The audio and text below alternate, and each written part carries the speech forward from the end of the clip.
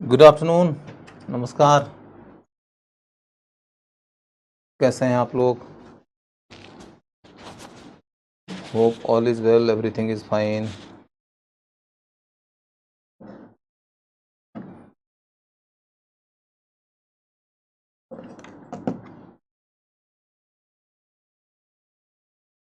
चलिए शुरू करते हैं। हम लोगों ने क्रांतिकारी धारा वाला राष्ट्रवाद का टॉपिक कंप्लीट कर लिया है और अब हम लोग इवोल्यूशनरी धारा वाले राष्ट्रवादी आंदोलन की ओर मुड़ेंगे। और इवोल्यूशनरी धारा के राष्ट्रवादी आंदोलन की ओर जब मुड़ते हैं तो हम ये देख रहे हैं कि हमारे सामने में जो टॉपिक आएगा वह है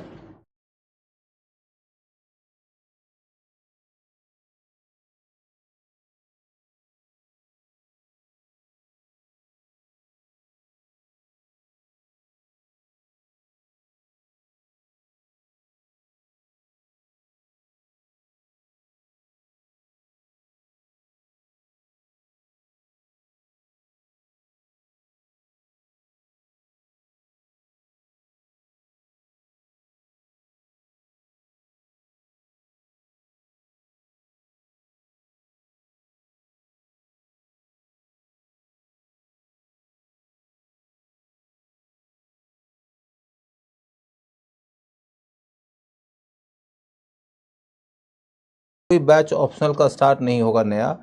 पीछे का जो ऑप्शनल का मेरा क्लास चल रहा था उसके अंदर मेडिवल इंडिया के अंदर भक्ति आंदोलन, सूफी आंदोलन और विजयनगर एम्पायर का टॉपिक बचा हुआ है।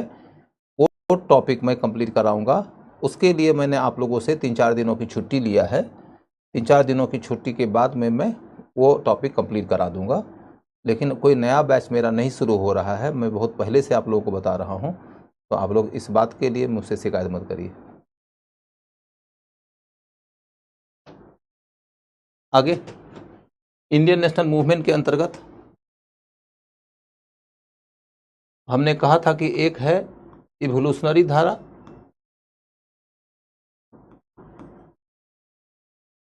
और एक है रिवोल्यूशनरी धारा।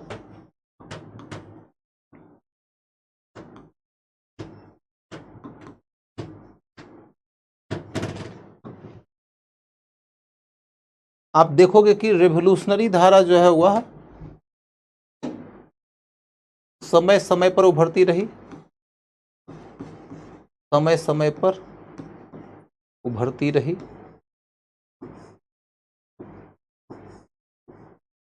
रेवोल्यूशनरी धारा समय समय पर उभरती रही।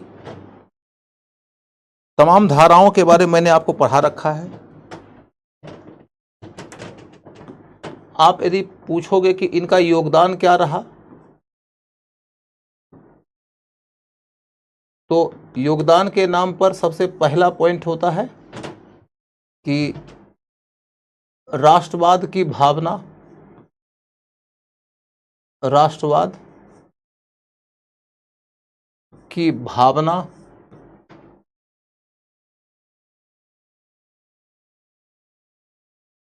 को बल मिला।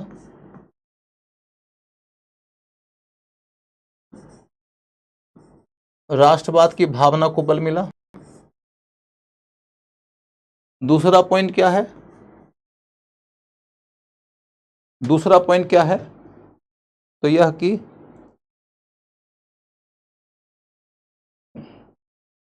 दूसरा पॉइंट यह है कि साहित्य को बल मिला।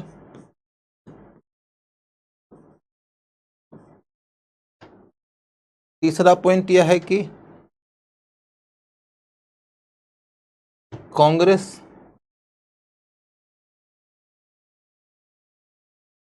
के अंदर भी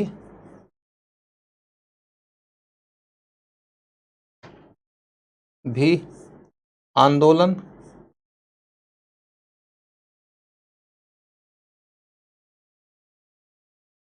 को तेज करने की प्रेरणा मिली।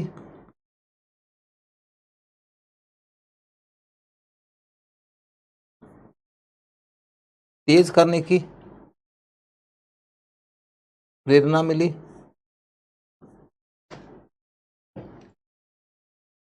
चौथा पॉइंट है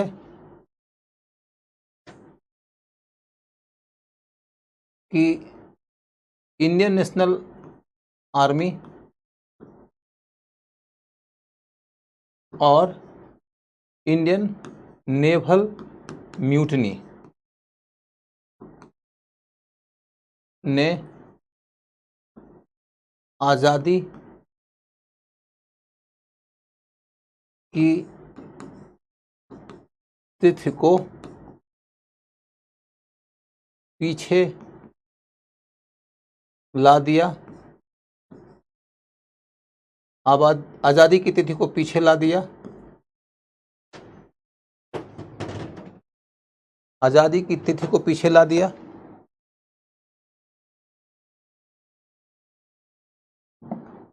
तो हम ये देख रहे हैं कि भारत के राष्ट्रीय आंदोलन में क्रांतिकारियों के द्वारा दिए गए योगदान के ऊपर यदि आपको एक क्वेश्चन लिखना पड़ेगा तो उस एक क्वेश्चन का आंसर इन 4 बिंदुओं से आप बड़े मजे में निकाल सकते हैं। एक तो यह कि क्रांतिकारियों ने भारत के राष्ट्रीय आंदोलन के लिए जो अलख जगाया, जिसके लिए कुर्बानी दी, जिसके लिए वो शहीद हुए, उस भावना से लोगों के मन में अंग्रेजों के विरुद्ध लड़ने की जो प्रवृत्ति है वो प्रबल हो गई। जरूरी नहीं है कि जब राष्ट्रवाद की भावना आपके अंदर जगती है तो आप वही रास्ता चुनते हैं जो रास्ता क्रांतिकारियों का है। हो सकता है कि आपने रास्ता गांधी का चुना, आपने कांग्रेस का रास्ता चुना, लेकिन ये समझना जरूरी है कि ये समझना जरूरी है कि कांग्रेसी और क्रांतिकारी दो अलग अलग तरीके से देश की आज़ादी की लड़ाई लड़ने वाले लोग थे, लेकिन आम आदमी के बीच में इतना स्पष्ट डिवीजन नहीं था कि जो कहे कि नहीं मैं तो कांग्रेस को पसंद करता हूं तो क्रांतिकारी को पसंद नहीं करता, या क्रांतिकारी को पसंद करता हूं तो कांग्रेस के नेता को पसंद नहीं करता। आम आदमी के लिए चाहे गांधी हो चाहे भगत सिंह हो, दोनों देश के लिए मसीहाई व्यक्ति थे। दोनों के प्रति आदर का भाव लोगों के मन में होता था। अब यदि हमने भगत सिंह की शहादत से प्रेरणा लिया है देश के लिए कुछ करने की, तो देश के लिए करने की जो प्रेरणा लिया है उसके तहत प्रश्न ये उठता है कि क्या मैं भगत सिंह की तरह शहीद होने के लिए तैयार हूं? तो हर आदमी भगत सिंह के इतना पराक्रमी नहीं होता है, हर आदमी भगत सिंह के इतना बड़ा बलिदानी नहीं होता है।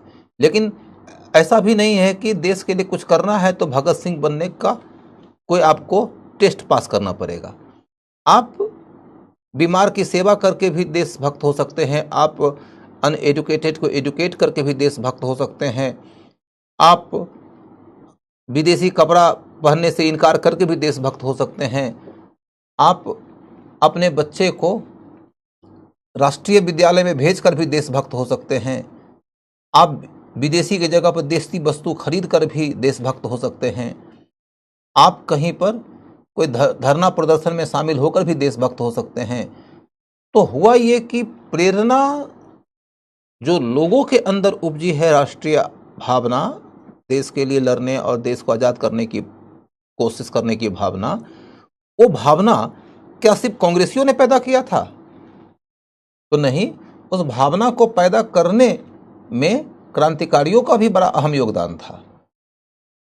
और क्रांतिकारियों ने जो भावना पैदा किया उसका परिणाम क्या सिर्फ और सिर्फ क्रांतिकारी आंदोलन को मिला? तो नहीं, उसका ज्यादा लाभ तो कांग्रेस के आंदोलन को मिला। कांग्रेस के साथ जो लोग खड़े थे उनमें से सारे के सारे लोग क्रांतिकारियों के विरोधी थे क्या? नहीं, वो क्रांतिकारी और गांधीवादी दोनों का सम्मान करते थे। और इस नाते हम कह सकते हैं कि देश के राष्ट्रीय आंदोलन में लड़ने मरने के लिए, योगदान करने के लिए जो भावना लोगों के अंदर बलवती हुई थी, उस भावना को पैदा करने में क्रांतिकारियों के त्याग और बलिदान की भी बड़ी भूमिका थी। ठीक है।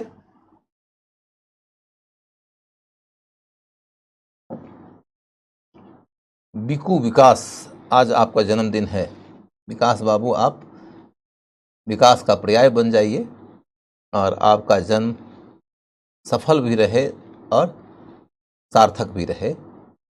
हम अपनी ओर से आपके लिए खूब सारी शुभकामना भेजते हैं। खूब सारा आशीर्वाद भेजते हैं। ईश्वर करे कि आप लाखों लाख लोगों के लिए यकीन बन जाइए, लोगों के लिए आप प्रेरणा स्रोत बन जाइए। आपको ईश्वर हमेशा संवेदनशील रखें, हमेशा जागरूक रखें, हमेशा सक्रिय और सकारात्मक रखें, सफल हों और सार्थक हों।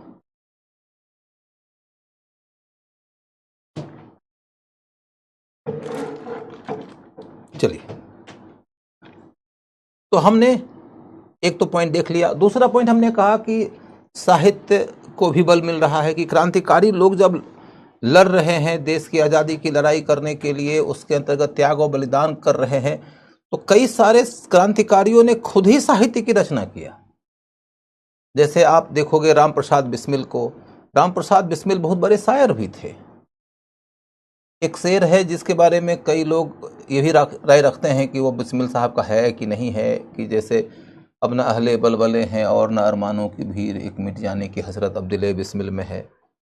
या फिर भगत सिंह का ये लाइन कि मुख से निकलेगी न मरकर भी वतन की उल्फत, मेरी मिट्टी से भी खुशबुए वतन न आएगी। या फिर अशफाक उल्ला खान भी बहुत बड़े शायर थे।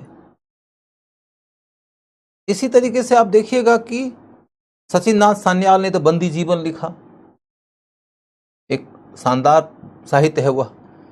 कई सारे साहित्यकार लोग ऐसे भी हुए जिन्होंने कि क्रांतिकारियों के ऊपर लिखा। जैसे देखिएगा कि एक कविता बड़ी प्रसिद्ध हुई थी कि जली ठूंठ पर बैठकर गई कोकिला को, बाल न बांका कर सकी शासन की बंदूक।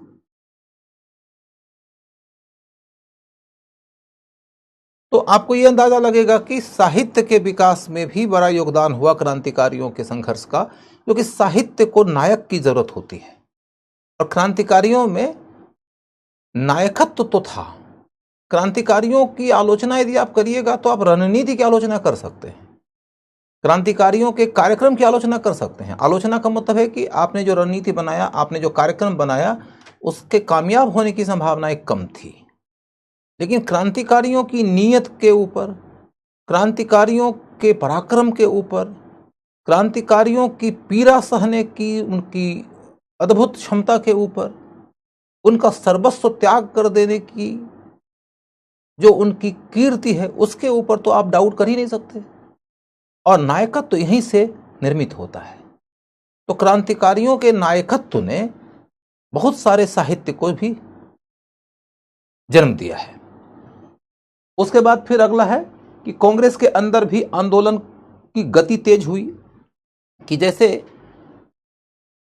आप देखेंगे कि स्वराज की मांग हो या पूर्ण स्वराज की मांग हो, ये तो आंदोलनों के अंदर विभिन्न चरण हैं। चरणों के रास्ते आप यात्रा करते हैं। जब चरणों के रास्ते आप यात्रा करते हैं तो आप ये देखते हैं कि आंदोलन के अंदर कांग्रेस जब स्वराज से पूर्ण स्वराज की ओर जा रही है, तो वह अगले पड़ाव की ओर यदि जा रही है तो परिस्थितियों को देख रही है कि अब कौन सी रणनीति अपनाने की जरूरत है। कांग्रेस की सबसे खास बात यही कि वो रणनीति बेहतर बनाती है, और रणनीति बनाते हुए उन्हें परिस्थितियों की समझ होती है। वो देखते हैं कि अभी कौन सी रणनीति चल सकती है। तो पूर्ण स्वराज की मांग करना है, आंदोलन को आक्रामक करना है, इस तरह की रणनीति बनाने के लिए कांग्रेस वाले इसलिए भी तैयार हुए क्योंकि क्रांतिकारियों ने राष्ट्रवादी आंदोलन में इतनी ऊर्जा भर दिया था, क्योंकि कांग्रेस को ये लगने लगा कि अब हम यदि पूर्ण स्वराज की मांग के साथ में आंदोलन करेंगे तो जनता हमारा साथ देगी। यह भी लगने लगा था कि यदि अब भी हम पूर्ण स्वराज की मांग के साथ में आंदोलन नहीं करेंगे तो शायद जनता ये समझ सकती है कि ये लोग अब लकीर के फकीर हो गए हैं, समय के मुताबिक इनके अंतर्गत ऊर्जा नहीं रही है, अतः इनका साथ छोड़ दिया जाए। तो क्रांतिकारियों ने जो ऊर्जा भरी थी राष्ट्रीय आंदोलन में, उससे राष्ट्रीय आंदोलन की कांग्रेस की जो धारा थी उसके अंदर भी गति आई, आक्रामकता आई, और इसी के परिणाम स्वरूप वो स्वराज की मांग के जगह पर पूर्ण स्वराज की मांग की ओर मुड़ गए और सहयोग के जगह पर अवज्ञा की ओर मुड़ गए। एक ही बात हो गई। और फिर लास्ट पॉइंट मैंने कहा कि जो इंडियन नेशनल आर्मी और इंडियन नेवल म्यूटनी का जो मामला है, वो तो भारत के राष्ट्रीय आंदोलन के अंतिम पड़ाव में योगदान करने वाला ऐसा इवेंट है कि जिसके तहत आज़ादी की तिथि पीछे आ गई। ऐसा लग रहा है 1942 से 45 के बीच में कि ब्रिटिश सरकार अब ये समझ रही है कि भारत में हमारी ज़मीन खो गई है, हम लंबे समय तक भारत में टिक के शासन नहीं कर सकते। बावजूद इसके वो अपनी ओर से ये प्रयास कर रहे थे कि जहां तक संभव हो सके हम टिकें, जहां तक संभव हो सके वहां तक हम टिकें, इसकी कोशिश तो कर रहे थे। और उनकी कोशिश में उनके लिए जो अनुकूल बात थी वो थी भारत के वो लोगों का सहयोग जो सेना में थे। भारत की जो सेना थी उसमें ज़्यादातर तो भारतीय थे और सेना जो है वह विद्रोह नहीं कर रही थी। 1857 के बाद सैनिकों की ओर से सरकार के खिलाफ जो पहली आवाज गूंजी वह है इंडियन नेशनल आर्मी की आवाज। इंडियन नेशनल आर्मी फिर भी एक स्पेशल केस में बनाई गई संस्था है कि जिसमें युद्धबंदी थे वो लोग, युद्धबंदी बनाया था उनको जापानियों ने, और जापानियों ने युद्धबंदी जब बनाया था उसके पहले तो ब्रिटिश सेना में ही थे और जापानियों से लड़ने के लिए ही आए थे। उन युद्धबंदियों ने देश की आज़ादी की लड़ाई लड़ना शुरू किया।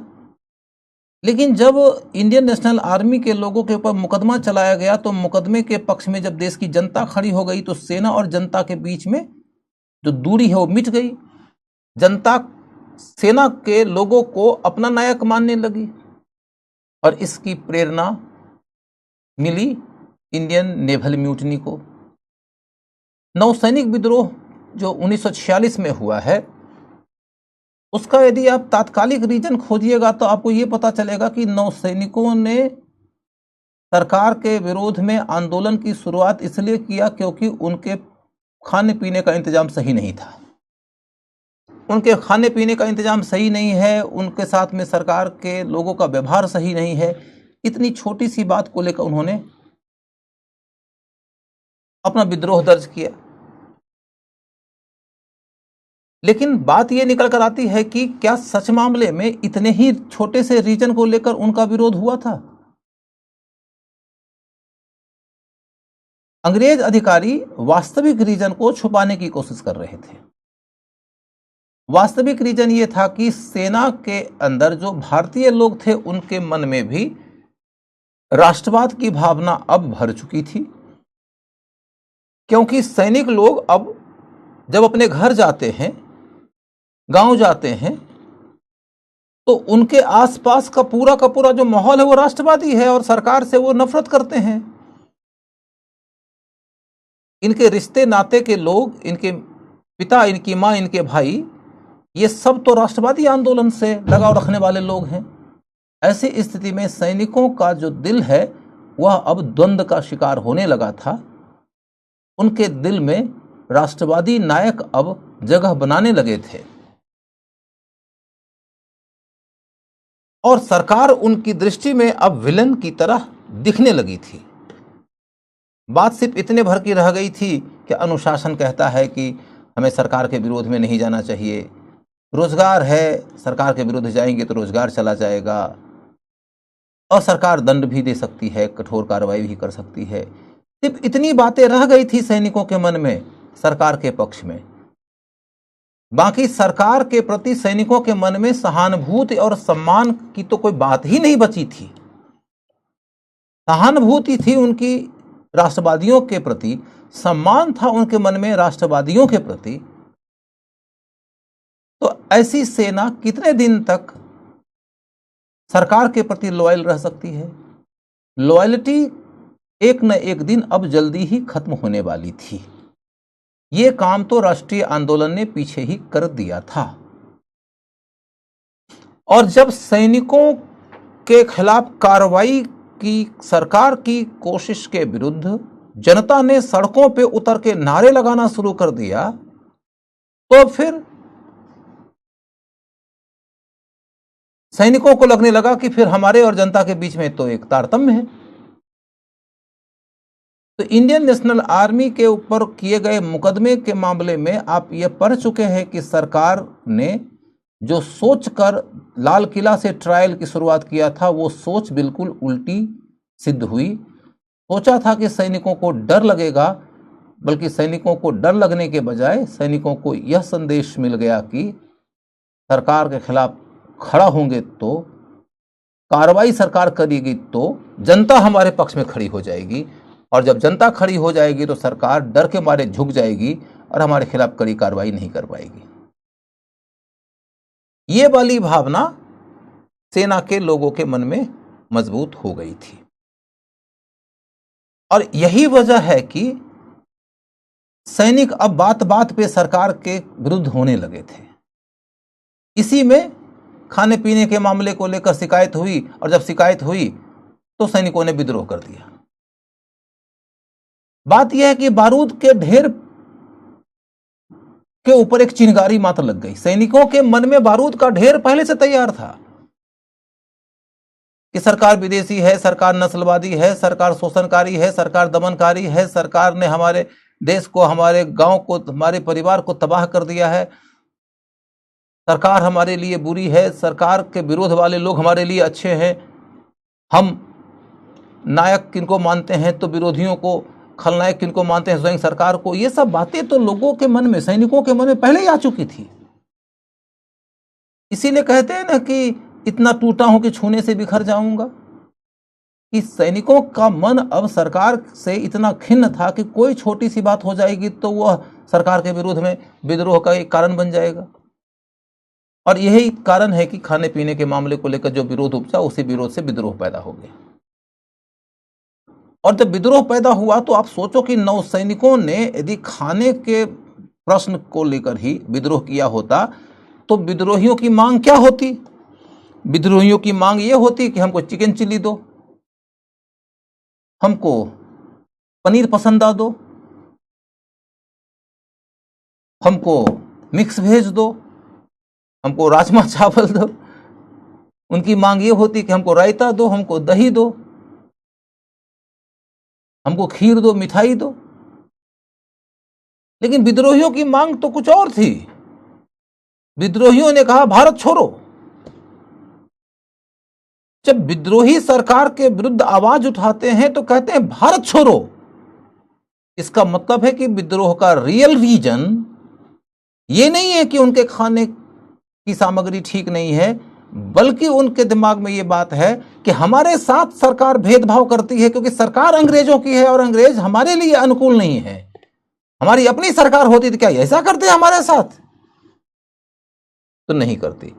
तो फिर हमारी अपनी सरकार होनी चाहिए। और अपनी सरकार बनेगी कैसे? जब ये सरकार जाएगी। तो इस सरकार के खिलाफ आवाज जब उठी तो उस आवाज का नारा क्या बना? भारत छोड़ो। और भारत छोड़ो का नारा कहां से लिया? तो भारत छोड़ो आंदोलन से। भारत छोड़ो आंदोलन से।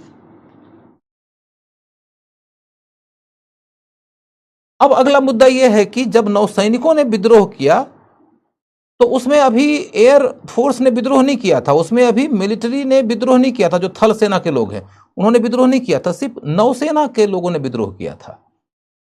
दूसरी बात कि नौसेना के भी तमाम सैनिकों ने विद्रोह नहीं किया था, ज्यादातर उन लोगों ने विद्रोह किया था जो कि टेक्निकल विंग के लोग थे, यानी अभी उनके पास में हथियार भी नहीं थे ज्यादा। लेकिन अलग अलग जहाज़ों के जो नौसैनिक थे उन्होंने विद्रोह कर दिया, चाहे वो हिंदुस्तान नाम का जहाज हो, चाहे तलवार नाम का जहाज हो। उन सब जहाज़ों के जो नौसैनिक थे उन्होंने विद्रोह कर दिया।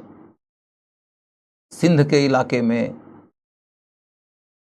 बंबई के इलाके में, कराची के इलाके में विशेष तौर पर विद्रोह ज़्यादा तेज था। विशाखापत्तनम में भी विद्रोह था। ये सब बंदरगाही इलाके में होगा, सब समुद्र तटीय इलाके में होगा। अब प्रश्न ये उठता है कि जब विद्रोह हुआ सैनिकों का तो उन सैनिकों ने विद्रोह के दौरान अपना पोस्टर लगाया, अपना बैनर लगाया। तो किनके पोस्टर और बैनर लगाए गए? तो कोई विद्रोही ऐसा है जो मुस्लिम लीग का झंडा लेकर खड़ा हो गया, कोई विद्रोही ऐसा है जो कांग्रेस का झंडा लेकर खड़ा हो गया। जो मुस्लिम थे वो मुस्लिम लीग का झंडा लेकर खड़े हो गए, यानी उनमें भी हिंदू और मुसलमान का विभाजन था। जो हिंदू थे वो ज्यादातर कांग्रेस झंडा लेकर खड़े हो गए, कुछ मुसलमान भी कांग्रेस झंडा लेकर खड़े हुए, लेकिन ज्यादातर मुसलमान मुस्लिम लीग का झंडा लेकर खड़े हुए। कोई गांधी के नाम का नारा लगा रहा है, कोई सुभाष चंद्र बोस के नाम का नारा लगा रहा है, कोई जवाहरलाल नेहरू के नाम का नारा लगा रहा है। सबसे ज्यादा जिनके नाम के नारे लगाए गए वो सुभाष चंद्र बोस थे। सबसे ज्यादा फोटो जिनका लोगों ने अपनी तख्ती पर सजाया वो सुभाष चंद्र बोस थे। इसका वजह है कि सुभाष चंद्र बोस तो भारत की सेना के एक टुकड़ी को राष्ट्रीय सेना बनाए थे और इससे भारत के बाकी सैनिकों के मन में भी राष्ट्रीय सेना में तब्दील हो जाने की भावना उभरी थी। तो ऐसे में स्वाभाविक रूप से सैनिकों की दृष्टि में सुभाष चंद्र बोस का जो नाम था वो सबसे ज्यादा बड़ा नायकत्व वाला नाम था। और भी लोगों के नाम हैं, कहीं जिन्ना है, कहीं गांधी हैं, कहीं नेहरू हैं, कहीं पटेल हैं, लेकिन सबसे ज्यादा जिनका पोस्टर छपा है, लोगों के तख्तियों पे जिनका पोस्टर लगा है, वो सुभाष चंद्र बोस थे। ये भी बात है कि सुभाष चंद्र बोस शहीद हो चुके थे तब तक। तो अब इसके आगे की कहानी निकाल कर देखो तो तुमको क्या बात समझ में आती है कि उन नौसैनिकों ने जब विद्रोह किया तो विद्रोह के बाद सरकार क्या करेगी। सरकार क्या करेगी वो इस पर निर्भर करता है कि नौसैनिकों के विद्रोह को लेकर जनता में क्या रेस्पॉन्स है। नौसैनिकों के विद्रोह को लेकर देश की जनता उनके साथ में सहानुभूति और सहयोग और समर्थन और सम्मान का भाव रखती है। जनता ने जगह जगह पर सड़कों पे उतर के धरना प्रदर्शन करके, जुलूस निकाल के, नारेबाजी करके अपना समर्थन इन नौसैनिकों के प्रति जाहिर कर दिया। जब इनके प्रति जनता ने अपना समर्थन जाहिर कर दिया तब सरकार को एक बात समझ में आ गई कि इन नौसैनिकों का दमन करना हमारे लिए बहुत ज्यादा हानिकारक हो सकता है। नौसैनिकों का दमन करना क्या इंग्लैंड की नौसेना के लिए संभव था? तो उत्तर है कि यदि लड़ाई सिर्फ और सिर्फ इस बात की होती कि इन नौसैनिकों के पास में कितने सैनिक हैं, इनके पास में कितने हथियार हैं, और अंग्रेजों के पास में कितने सैनिक हैं और कितने हथियार हैं, तो अंग्रेज बड़ी आसानी से इनका दमन कर देते। क्योंकि अंग्रेज दुनिया के सबसे शक्तिशाली नौसैनिकों में से एक थे। हालांकि 1945-46 तक आते आते अब अमेरिका नंबर 1 हो गया था, लेकिन हिस्टोरिकली नंबर 1 तो ब्रिटिश ही रहे थे। अभी ये द्वितीय विश्व युद्ध जीत करके लौटे थे। नौसेना की इतनी शक्ति थी कि विद्रोहियों को वो चाहते तो बहुत कम समय में कुचल देते, बल्कि इन विद्रोहियों को भारत की ब्रिटिश नौसेना ने घेर भी रखा था और उन्हें ये थ्रेटनिंग भी दे दी गई थी कि तुम सरेंडर करो, नहीं तो तुम्हारे खिलाफ दंडात्मक कार्रवाई होगी, यानी कि तुम्हारे ऊपर हम तोप के गोले भी बरसा सकते हैं। अब बात ये निकल कर आती है कि नौसैनिकों ने यदि कह दिया कि आपको गोला बरसाना है गोला बरसाओ, ओला बरसाना है ओला बरसाओ, हम तो सरेंडर नहीं करेंगे। जब उन्होंने कह दिया कि हम सरेंडर नहीं करेंगे, आपको जो करना है सो करो, तब क्या हुआ?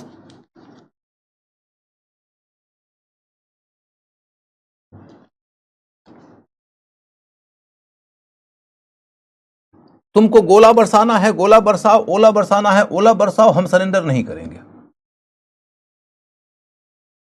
तो अंग्रेज सरकार के सामने ये स्थिति आ गई कि इनका दमन करने के सिवा हमारे पास में कोई विकल्प ही नहीं है। तब उनका थिंक टैंक इस विषय पर विचार करने लगा कि दमन करना क्या हमारे लिए लाभकारी होगा। अब गौर करके देखो तुम कि 1857 के विद्रोह के दौरान तो उन्होंने बड़ी सख्ती से दमन कर दिया था, लेकिन 1946 में दमन क्यों नहीं कर रहे हैं? क्या अंग्रेजों की संवेदनशीलता जग गई? क्या उनकी मानवीयता जग गई कि नहीं भैया खून नहीं बहाना? क्या उनके ऊपर बौद्ध धर्म का असर हो गया? तो नहीं, ऐसी कोई बात नहीं है। उन्हें यह बात समझ में आ रही थी कि 1857 में सैनिकों के ऊपर कहर बरपाने के वक्त में हमको डर नहीं था इस बात का कि देश की जनता हमारा जीना हराम कर देगी। लेकिन 1946 तक आते आते जो 90 वर्षों की लगभग यात्रा बीती थी, उस यात्रा के दौरान हिंदुस्तान में राष्ट्रवाद की भावना इतनी भर चुकी थी कि सरकार को यह लग रहा था कि यदि हमने इन हजारों नौसैनिकों के ऊपर दंडात्मक कार्रवाई करके इनको मार दिया तो उसके बाद हिंदुस्तान की जनता तो पागल ही हो जाएगी। उसके बाद न सिर्फ हमारी सत्ता यहां से खत्म होगी, बल्कि और भी अतिरिक्त नुकसान होगा। वो क्या हो सकता है? तो ये नुकसान हो सकता है कि हिंदुस्तान में अंग्रेज सैनिक, अंग्रेज ऑफिसर, इनकी जान खतरे में चली जाए।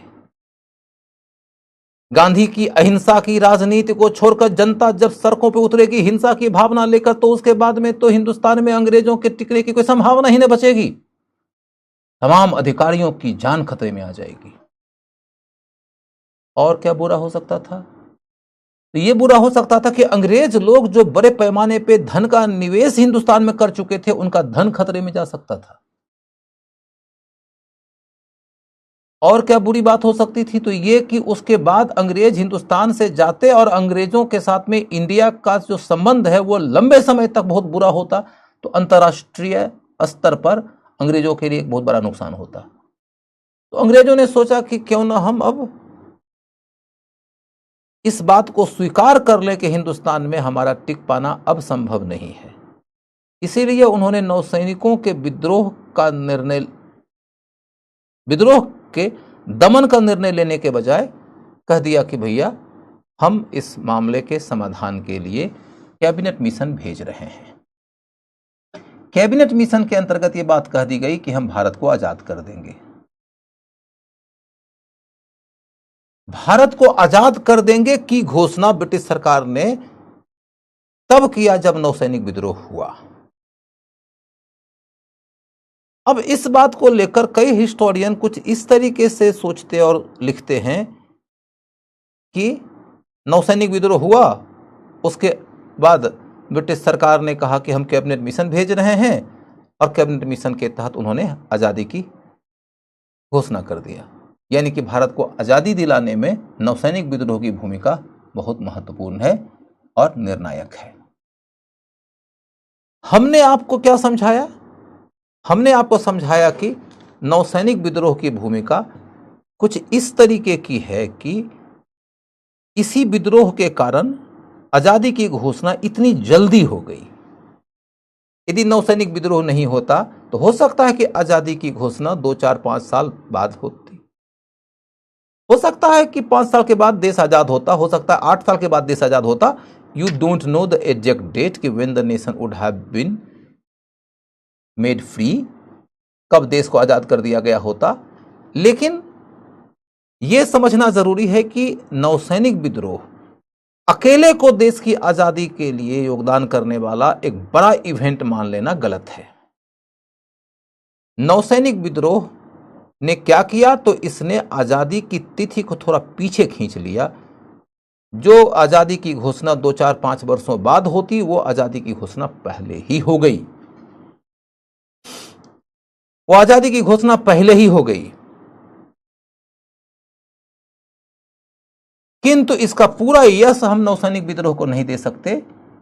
नौसैनिक विद्रोह के साथ साथ इसमें क्रेडिट इंडियन नेशनल आर्मी का भी जाता है, और इसके साथ ही क्रेडिट भारत छोड़ो आंदोलन और इसके पीछे के राष्ट्रीय आंदोलन को भी जाता है। सबने मिलकर संयुक्त रूप से सरकार पे इतना दबाव बना दिया था कि सरकार को अंत में यह तय करना पड़ा कि हमें तो आजादी देना पड़ेगा। कांग्रेस और भारत छोड़ो आंदोलन ने जितना दबाव बनाया, उसके बावजूद सरकार ने यह तो नहीं कहा था कि हम आपको आजाद कर रहे हैं। बेबल प्लान के तहत सरकार ने आपको प्रपोजल दिया था जिसमें कहा गया था कि हम आपको रक्षा मंत्रालय छोड़कर बाकी सारे मंत्रालय दे देंगे, और माउंटबेटन और गवर्नर जनरल का पोस्ट अंग्रेज के पास में ही रहेगा। बेबल प्लान ने कहा था कि गवर्नर जनरल का पोस्ट अंग्रेज के पास में रहेगा, और रक्षा मंत्रालय छोड़ के बाकी सारे मंत्रालय हम आपको दे देंगे। फिर भी अंग्रेजों की सरकार तो बनी रहती, कुछ सीमित अधिकार के साथ। संप्रभुता तो नहीं मिली थी, आजादी तो नहीं मिली थी बेबल प्लान के मुताबिक। तो सवाल यह उठता है कि बेबल प्लान के अपने प्रस्ताव से सरकार कैबिनेट मिशन के अपनी घोषणा की ओर क्यों मुड़ी? तो निश्चित तौर पर इसके पीछे इंडियन नेशनल आर्मी के मुकदमे के समय उभरा हुआ राष्ट्रवाद और इंडियन नेवल म्यूटनी के दौरान उभरा हुआ राष्ट्रवाद का योगदान है। तो अकेले कांग्रेस की उपलब्धि नहीं है यह आजादी, लेकिन हम यह भी नहीं कह सकते कि इन दो विद्रोहों या इन दो घटनाओं मात्र के कारण देश को आजादी मिल गई। नौसैनिकों के विद्रोह का दमन किया जा सकता था, लेकिन नौसैनिकों के विद्रोह का दमन सरकार ने क्यों नहीं किया? उनके विद्रोह के आगे सरकार ने सर क्यों झुका दिया? तो इसलिए क्योंकि सरकार को यह बात समझ में आ गई थी कि अब हमारे साथ जनता नहीं है, सिर्फ सेना हमारे साथ थी, अब सेना भी नहीं है, और यदि हमने इनके खिलाफ कठोर कार्रवाई किया तो देश की जनता हमारा जीना हराम कर देगी और बचे हुए सैनिक भी विद्रोही हो सकते हैं, और ऐसे में हमको लेने के देने पड़ेंगे। तो इसलिए उन्होंने ये निर्णय लिया कि हम देश को आजाद कर देंगे। तो यदि राष्ट्रीय आंदोलन की पृष्ठभूमि न होती तो नौसैनिक विद्रोह अकेले क्या देश को आजाद करा सकता था? नहीं करा सकता था। और इसीलिए मैंने 1857 के समय के दमन करने और 1946 समय दमन न करने के बीच तुलनात्मक अध्ययन करके आपको समझा दिया। मैं समझता हूं कि अब आपका कॉन्सेप्ट इस विषय को लेकर पूरा हो गया होगा, कंप्लीट हो गया होगा।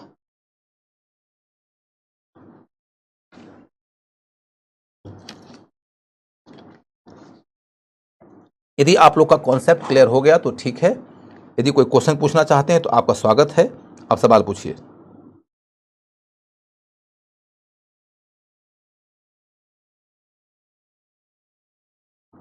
बोलो बंधु लोग, कोई सवाल है तो पूछ लो जल्दी से।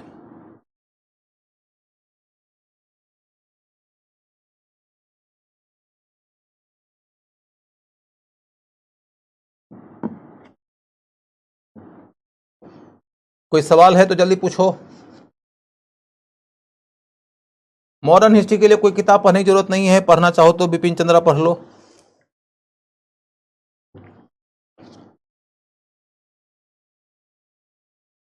बेबल प्लान के बारे में बताऊंगा बेटा, अभी रुक जाओ। जितना मैंने सुनाया है उतने ही पर अभी भरोसा रखो।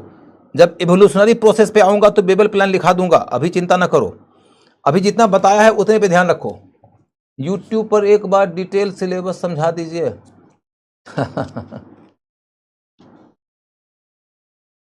मैं 100 कक्षाएं पीछे हूं, मैं नौकरी भी करता हूं, हेल्प मी सर प्लीज, क्या करूं? अब बेटा क्या करोगे, देख लो और क्या, जरा ज्यादा समय लगा के देख लो।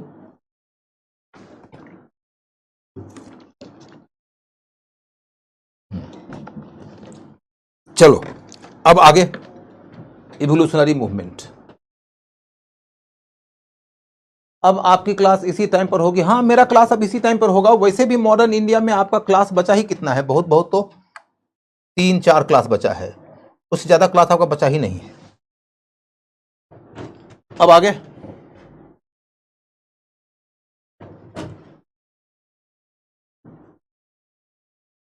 Evolutionary movement.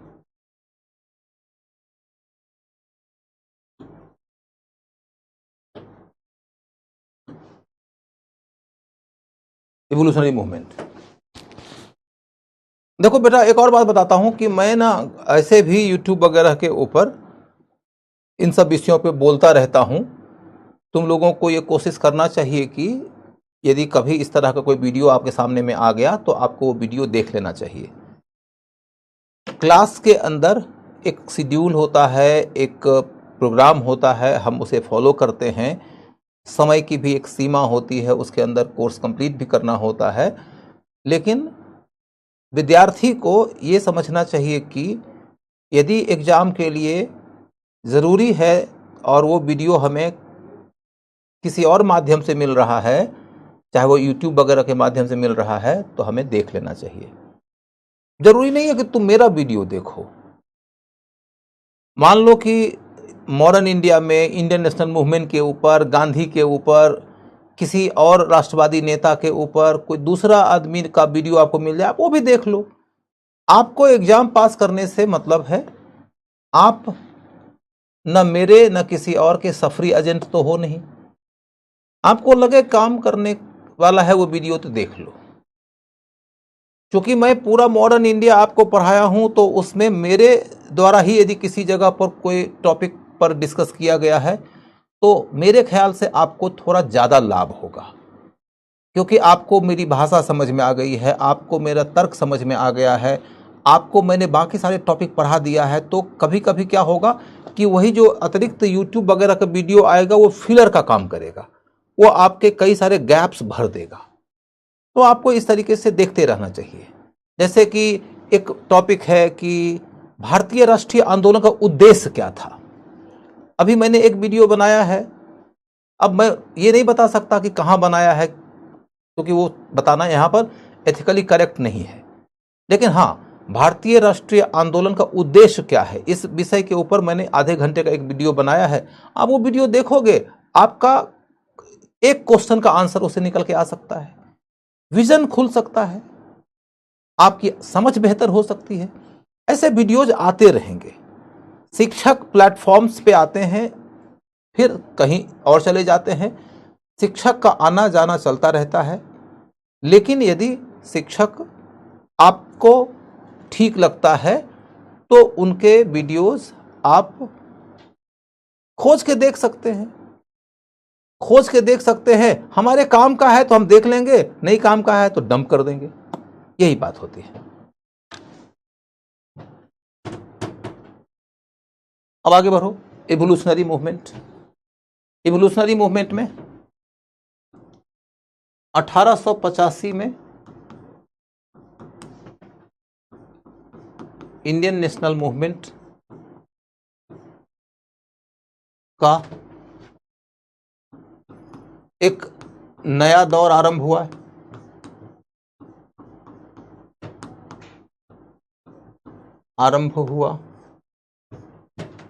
एक नया दौर आरंभ हुआ। 1885 में इंडियन नेशनल मूवमेंट का एक नया दौर आरंभ हुआ। इसके बाद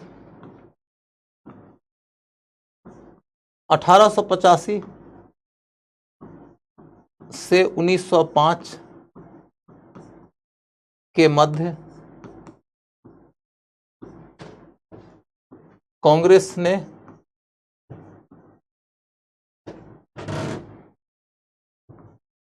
सुधार की मांग किया।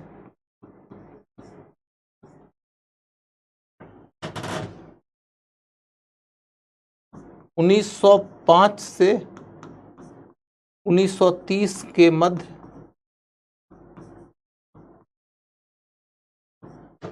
स्वराज की मांग किया।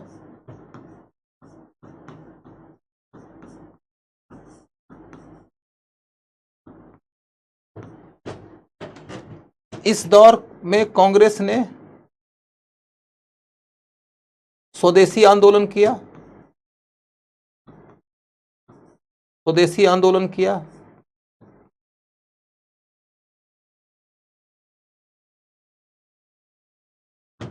इसके बाद कांग्रेस ने तो नहीं किया था, कांग्रेस अलग रही थी, लेकिन दो बड़े नेता जो कांग्रेस के नेता थे, तिलक जी और एनी बेसेंट ने होम रूल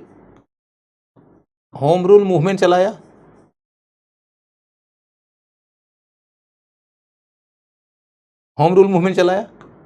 उसके बाद गांधी जी के नेतृत्व में कांग्रेस ने असहयोग आंदोलन किया।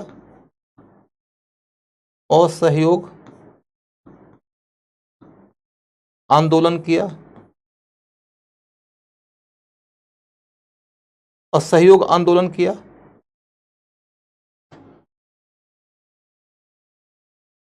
तो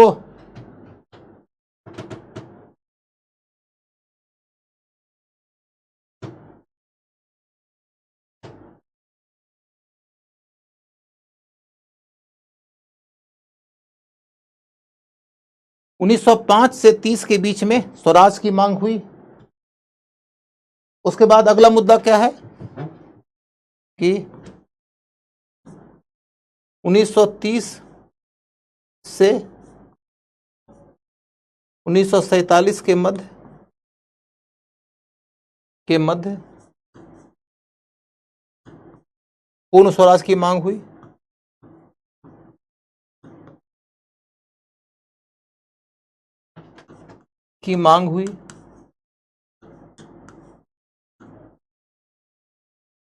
पूर्ण स्वराज की मांग के तहत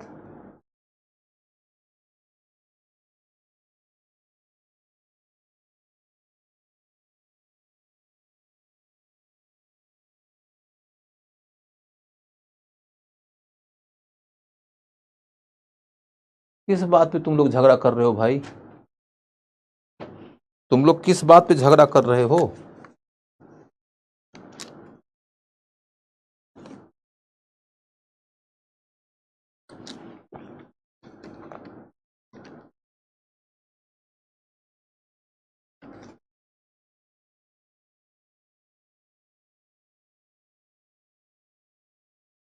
किस बात पे झगड़ा है?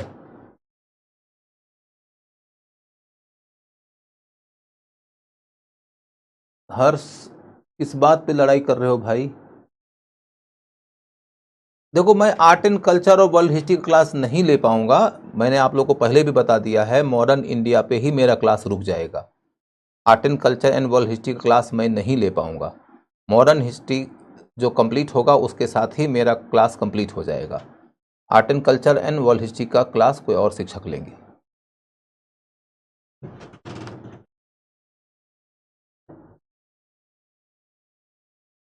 हिंदू राष्ट्र बनने न बनने पर, अच्छा ठीक है। अब हिंदू राष्ट्र बनने न बनने से रिलेटेड डिस्कशन तुम क्लास के बाहर कर लेना। तुम यहाँ पर अपना टॉपिक पढ़ लो, क्लास के बाहर तुमको हिंदू राष्ट्र बनाना है वो बना लेना, तुमको कोई दूसरे किस्म का राष्ट्र बनाना है वो बना लेना। समझ सकते हो? तुम पढ़ाई कर रहे हो, पैसा दे के पढ़ाई कर रहे हो, तो पैसा दे के हिंदू राष्ट्र बनाने के नाम पर काहे झगड़ा कर रहे हो? पढ़ो, फोकस कर। अच्छा, ओनली डिस्कस चल रही है, लड़ाई नहीं है। हाँ ठीक है, तो डिस्कस कर लेना क्लास के बाद। और तुम लोग भी अपना यूट्यूब के पर यूट्यूब का चैनल खोल के उसके ऊपर कर दो विमर्श शुरू। लेकिन मेरा एक सुझाव है तुम लोगों को कि तुम चाहे जिस भी विचार को फॉलो करते हो वो तुम्हारा डोमेन ऑफ डिसीजन है, लेकिन मैं एक सुझाव जरूर दूंगा तुमको कि अपने मत को तथ्य से, तर्क से और बहुत सभ्य भाषा में रखा करो। मत तुम्हारा, जो मर्जी तुम्हारी वही मत तुम्हारा। लेकिन बतौर शिक्षक मैं तुम्हें क्या गाइड कर रहा हूं कि तुम अपनी बात तथ्य के बल पे रखो, तर्क के बल पे रखो और बहुत सुसंस्कृत भाषा में रखो, ताकि तुम एक विवेकशील, बुद्धिजीवी, विद्वान व्यक्ति की तरह अपना विकास कर सको। तुम्हें किसी भी मत का लंपट समर्थक नहीं बनना चाहिए। लंपट समर्थकों और बुद्धिजीवियों के बीच में जो अंतर होता है वो अंतर तुमको उसी रास्ते करना आएगा जिस रास्ते मैंने करना सिखाया। अब आगे चलकर देखो कि हमें यह मालूम है कि 1930 से 47 के मध्य में पूर्ण स्वराज की मांग हुई, और इस दौर में एक आया सिविल डिसोबीडियंस मूवमेंट और एक आया quit India movement. Quit India movement,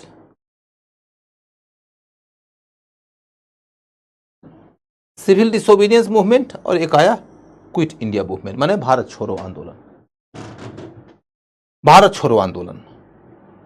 अब एक और बात इस दौरान आपको समझना होगा कि इंडियन नेशनल मूवमेंट के दौरान 1920 के बाद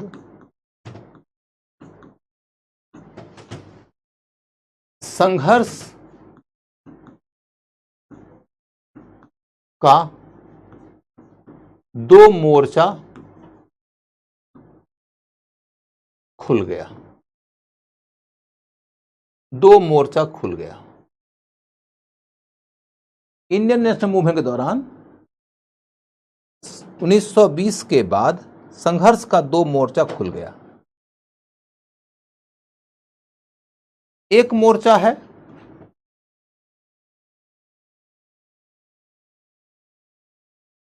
देखो सचिन, तुम मेरी बात समझो बेटा। मैं तुमको ये कह रहा हूं कि मैं शिक्षक होने के नाते किसी भी स्टूडेंट को ये नहीं कह सकता हूं कि तुम कौन सा विचार मानो। जो शिक्षक विचार थोपे अपने विद्यार्थी पे, वह शिक्षक उस विद्यार्थी के विवेक का विनाशक होता है।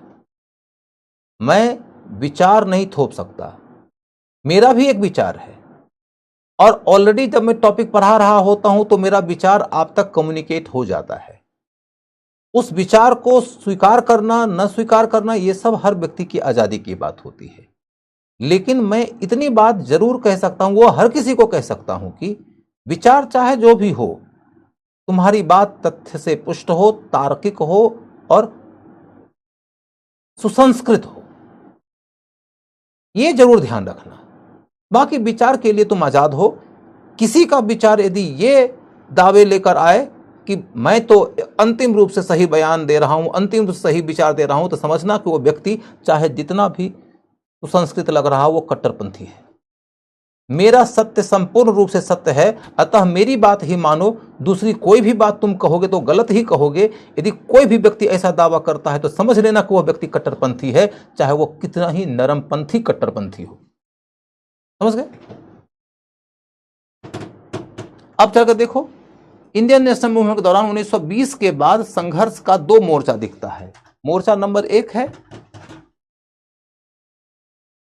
British versus Indian national movement का, नेशनल मूवमेंट का।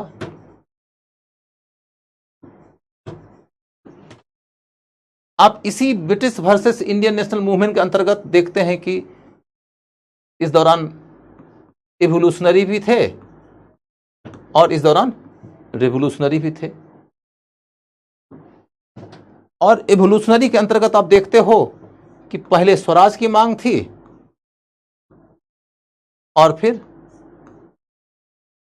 पूर्ण स्वराज की मांग आ गई।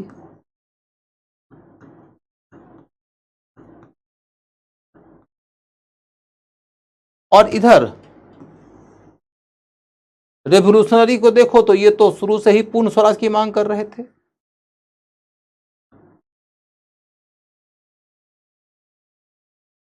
ये तो पहले ही से पूर्ण स्वराज की मांग कर रहे थे। लेकिन अब हम ये कह रहे हैं कि संघर्ष का एक दूसरा मोर्चा भी था। वो मोर्चा भारतीय बनाम अंग्रेज का नहीं था, वो मोर्चा भारतीय बनाम भारतीय का था। तो वो मोर्चा दूसरा कौन सा है? तो दूसरा मोर्चा है कि आजादी के बाद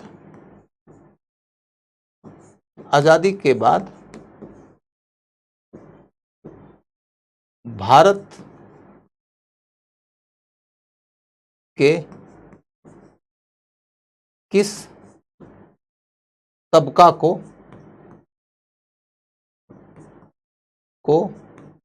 क्या मिलेगा, किस तबका को क्या मिलेगा।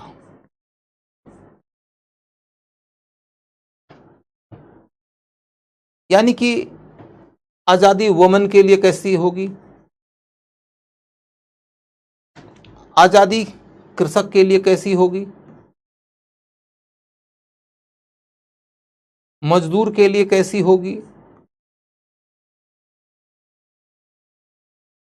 दलित के लिए कैसी होगी, हिंदू के लिए या मुस्लिम के लिए या सिख के लिए,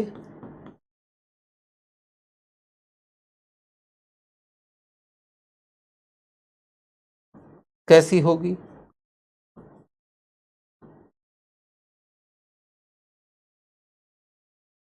हिंदू, मुस्लिम, सिख आदि के लिए ये आज़ादी कैसी होगी। तो कुल मिलाकर कहानी कुछ इस तरीके की है।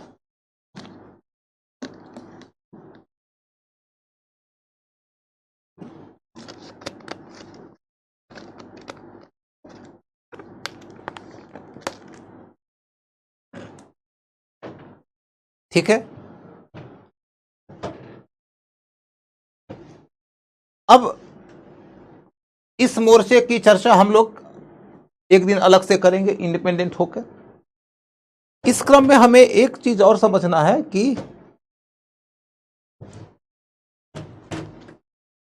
1885 से 1947 के मध्य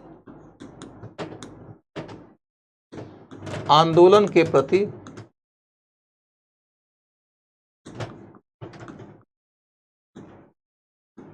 सरकार का रवैया कैसा था।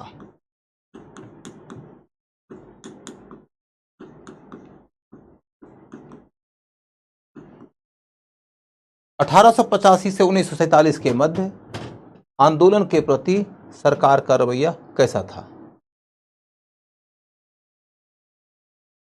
सरकार का रवैया कैसा था। 1885 से 1947 के मध्य आंदोलन के प्रति सरकार का रवैया कैसा था। तो हम ये देख रहे हैं कि सरकार का रवैया दमन, सुधार और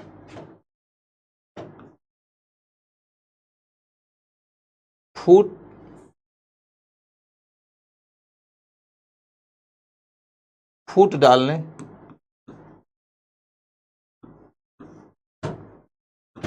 के त्रिकोण पर आधारित था। त्रिकोण पर आधारित था।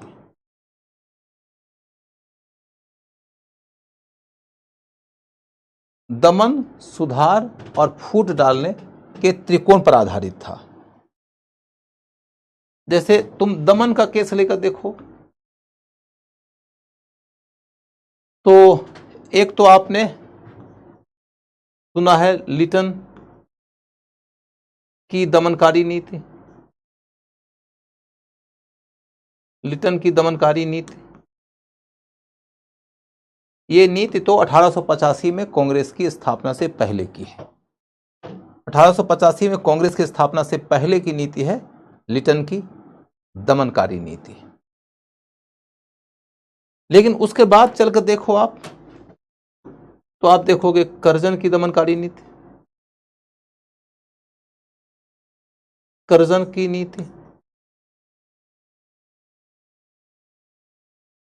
कर्जन ने भी दमन के रास्ते राष्ट्रीय आंदोलन को कमजोर करने का रवैया चुना था। फिर आप देखोगे जालिया वाला बाग कांड,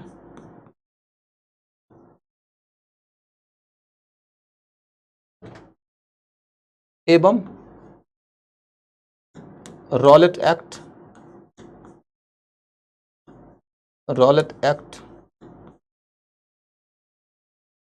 बल्कि दोनों एक दूसरे से जुड़ा हुआ है, रॉलेट एक्ट और जालियांवाला बाग कांड। तो ये सरकार की दमनकारी नीति का एक उदाहरण है। फिर आप देखोगे कि लाला लाजपत राय की हत्या,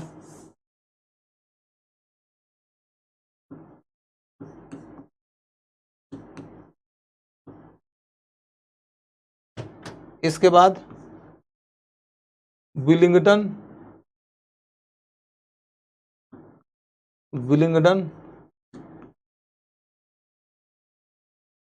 का दमनकारी व्यवहार, फिर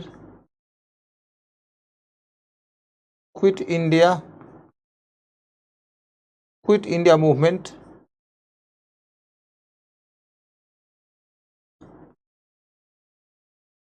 के प्रति दमनकारी व्यवहार,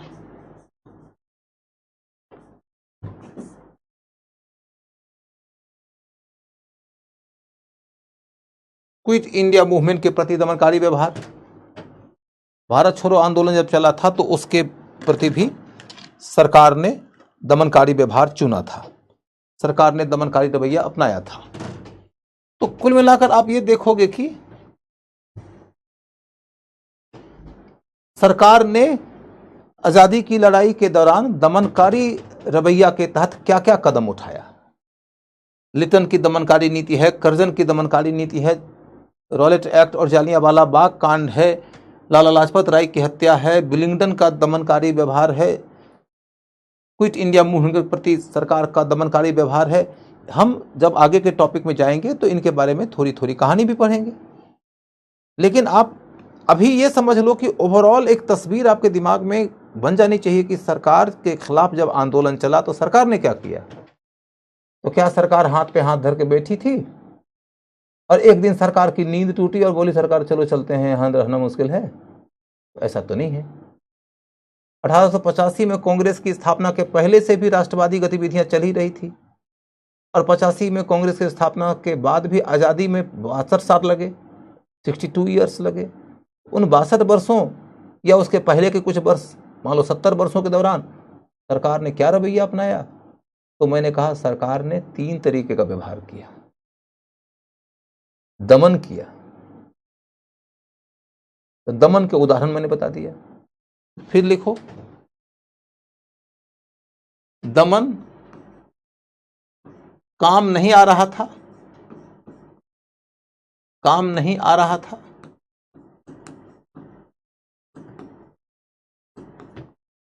इसलिए सुधार किया,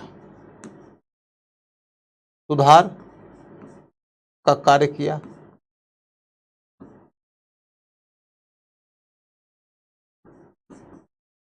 जिसके तहत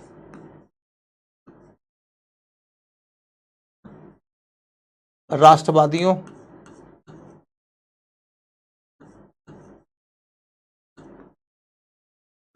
की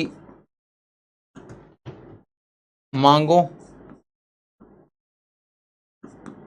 को विभिन्न सुधार अधिनियमों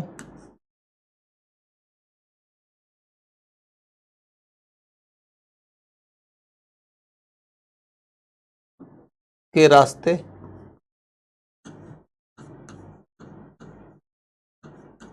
राष्ट्रवादियों की मांगों को विभिन्न सुधार अधिनियमों के रास्ते धीरे धीरे स्वीकार किया, धीरे धीरे स्वीकार किया।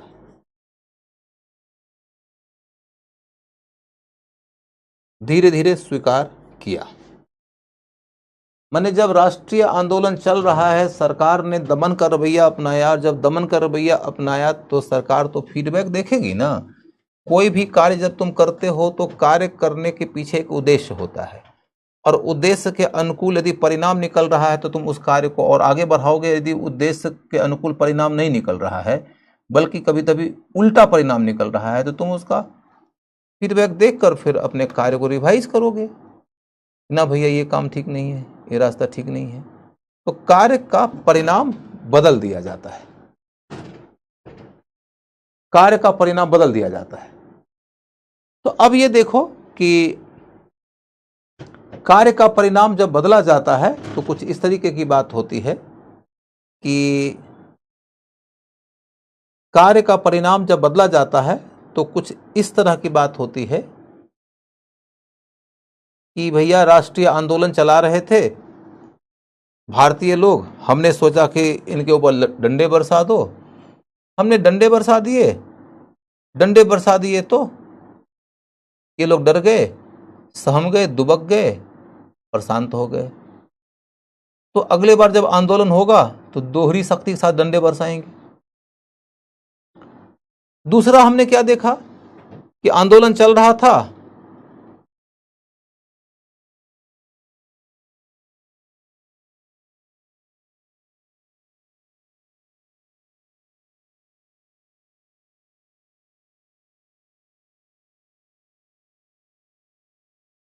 रंजीत जी आपको बहुत बहुत बधाई,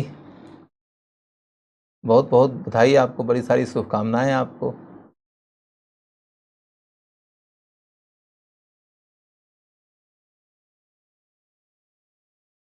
और पवन बाबू इतने आक्रोशित मत होइए, आप एक क्लास में पढ़ रहे हैं और आप जिस तरह का नारा लगा रहे हैं वो नारा लगाना ठीक नहीं है।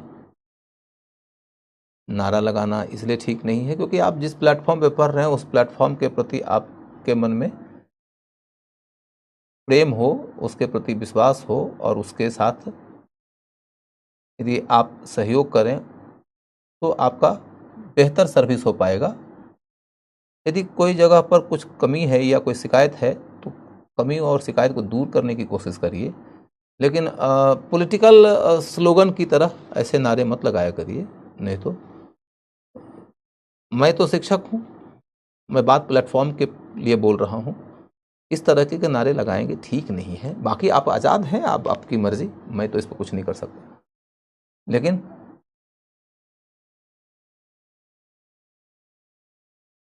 मैं आपको ये बता रहा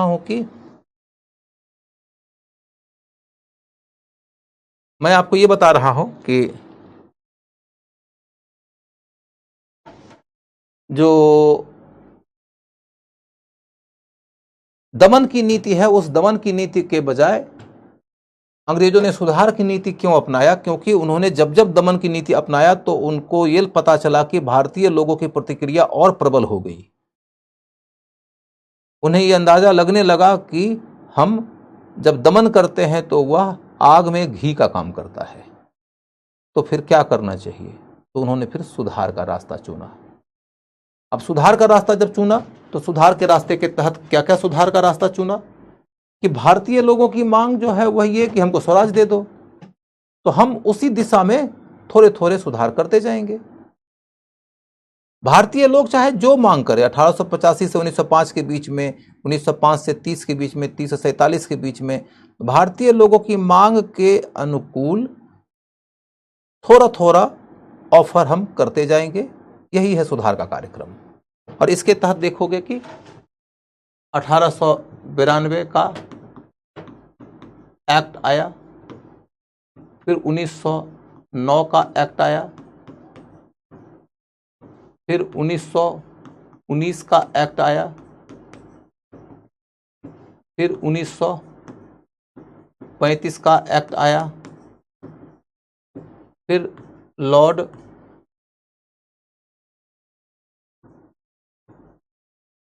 लिनलिथगो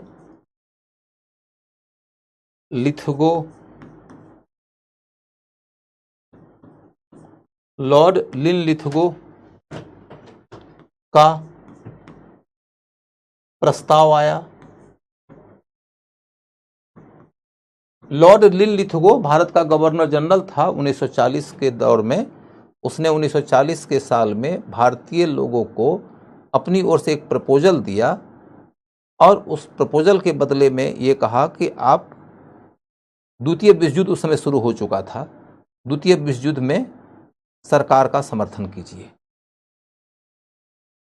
क्या प्रपोजल दिया उसकी बात बाद में करेंगे। बस राष्ट्रवादियों की मांग क्या थी कि हमको स्वराज दे दो या पूर्ण स्वराज दे दो। उसी दिशा में जितनी मांग थी उतनी तो नहीं, लेकिन उस दिशा में कुछ सुधार का प्रस्ताव दिया गया कि हम आपको ये दे देंगे, आप हमारी सहायता कीजिए। तो इसी को कहते हैं लिनलिथगो का प्रस्ताव, क्योंकि लिनलिथगो ने प्रस्ताव दिया था। लिनलिथगो कौन था? तो उस समय भारत का गवर्नर जनरल था। उसके बाद Cripps mission. Cripps mission Cripps कौन है? तो इंग्लैंड के अंदर एक लेबर पार्टी हुआ करती थी। लेबर पार्टी का नेता था सर स्टेफर्ड क्रिप्स।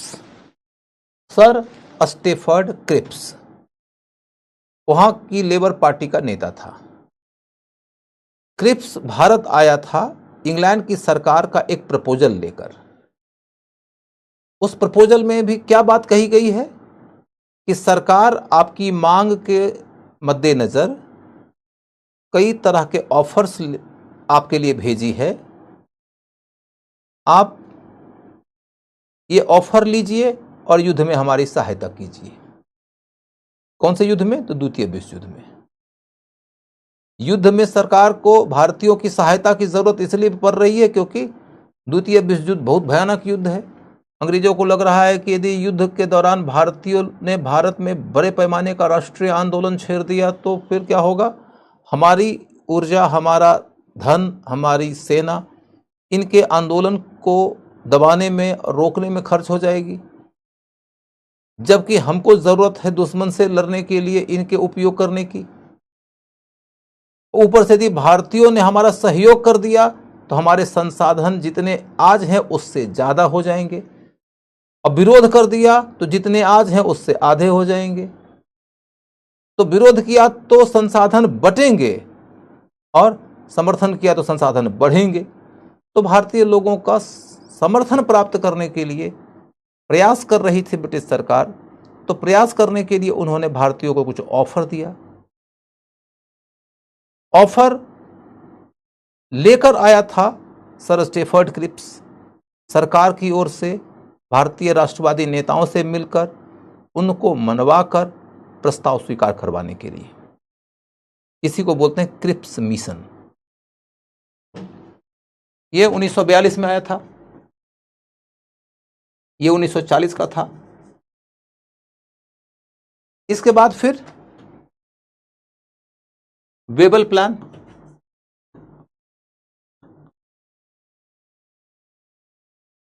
वेबल प्लान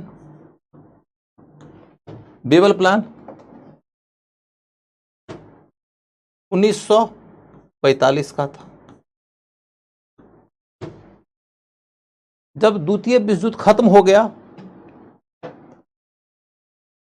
और इस बीच भारत में बहुत बड़े पैमाने पर भारत छोड़ो आंदोलन हो गया, तो सरकार को एक बात समझ में आ गई कि आंदोलन के अंदर जनता ने यह जता दिया कि अब वो हमारे लिए बिल्कुल ही समर्थन का भाव नहीं रखती, हमारे प्रति विरोध का प्रबल भाव उनके मन में है।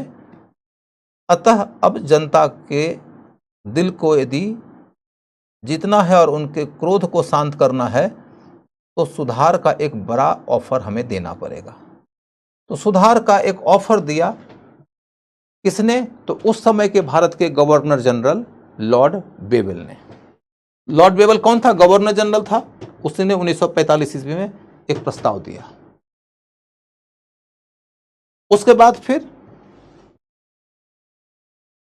मैंने बताया था कि लॉर्ड बेबल के प्रस्ताव के बाद नौसैनिकों का विद्रोह हुआ और उसके पहले इंडियन नेशनल आर्मी के अधिकारियों पर मुकदमा चलाया गया। तो बेबल प्लान के बाद पहले जो बड़ी घटना घटी हुआ है इंडियन नेशनल आर्मी के अधिकारियों पर लाल किला में मुकदमा चलाया जाना, जिसके विरोध में जनता सड़कों पर उतरी। और दूसरी जो बड़ी घटना घटी वो कौन थी? वो घटना थी नौसैनिक विद्रोह की। इन दोनों घटनाओं के बाद फिर क्या हुआ? इन दोनों घटनाओं के बाद फिर आया कैबिनेट मिशन।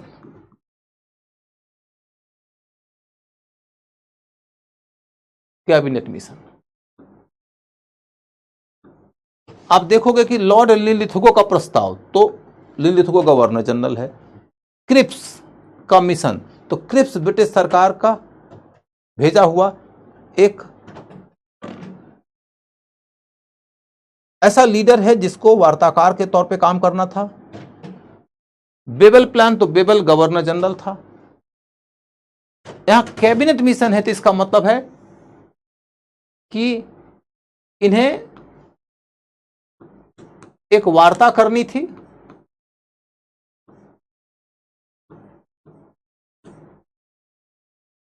वार्ता यदि करना है तो किससे वार्ता करेंगे? राष्ट्रवादियों से। राष्ट्रवादियों से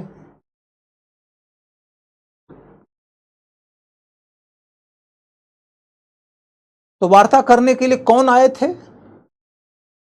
तो वार्ता करने के लिए आए थे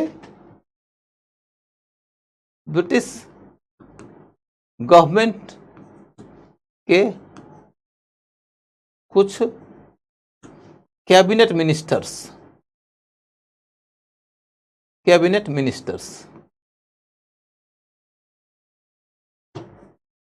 ब्रिटिश सरकार के कुछ कैबिनेट मिनिस्टर्स आए थे वार्ता करने के लिए। ब्रिटिश सरकार के जो कैबिनेट मिनिस्टर्स आए थे वार्ता करने के लिए, उन्हीं लोगों के इस मिशन का नाम रखा गया कैबिनेट मिशन। अब कैबिनेट मिशन यदि आया है तो आने के पहले ही उसने घोषणा कर दिया है, लंदन में ही घोषणा कर दिया है, क्या? कि हम आपको आजादी देंगे, आजादी देंगे। जब ये घोषणा हो चुकी है कि हम आपको आजादी देंगे, तो सवाल ये उठता है कि तो फिर वार्ता करने की क्या जरूरत थी? किस विषय पे वार्ता करने आए थे? क्या वो इस विषय पर वार्ता करने आए थे कि आजादी चाहिए कि नहीं चाहिए? क्या उनको इस बात की चिंता थी कि हम जब कहेंगे कि तुम आजादी ले लो तो भारतीय लोग रूठ जाएगा, भारतीय लोग नाराज हो जाएगा कि कैद मांगी थी, रिहाई तो नहीं मांगी? ऐसा तो नहीं है कि भारतीय लोग कहने लगेगा कि no no no no, you can not go, you are not allowed to go, please don't go, please don't go. तो इस विषय पर बातचीत करने के लिए कैबिनेट मिशन नहीं आया था। कैबिनेट मिशन आया था इस विषय पर बातचीत करने के लिए कि आजादी यदि हम देंगे तो ये आजादी हम किसको देंगे, यानी कि हम अपनी सरकार यदि यहां से समाप्त करके जाएंगे तो सत्ता किसी न किसी को तो सौंपेंगे, हम किसको सत्ता सौंपें? अब किसको सत्ता सौंपे के प्रश्न पर एक समस्या ये थी कि उस समय तक मुस्लिम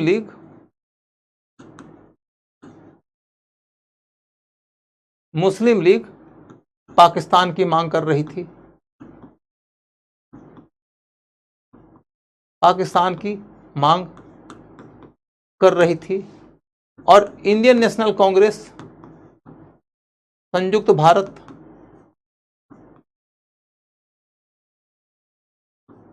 की बात कर रही थी।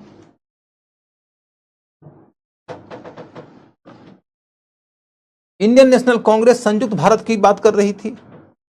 तो इंडियन नेशनल कांग्रेस की बातचीत क्या है? तो यह कि भारत एक संयुक्त देश है, कश्मीर से कन्याकुमारी तक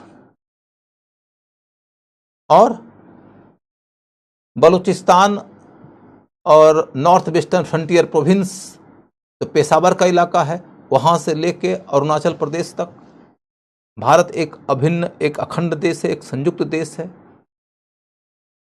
इसके अंदर रहने वाले हिंदू, मुसलमान, ईसाई, सिख आदि आदि सब के सब भारतीय हैं।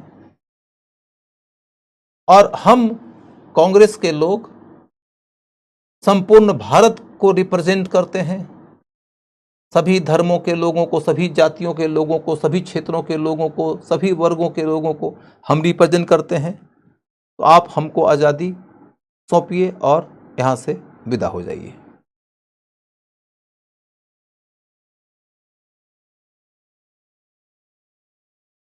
जबकि मुस्लिम लीग का यह कहना है कि नहीं, ये नहीं बात ठीक है, हिंदुस्तान में हिंदू अलग है, मुस्लिम अलग है, और मुसलमानों के लिए ये ज़रूरी है कि देश की आज़ादी के पहले भारत का विभाजन हो जाए, क्योंकि यदि भारत का विभाजन नहीं होगा तो फिर हिंदू और मुसलमान एक दूसरे के खून के प्यासे हो जाएंगे।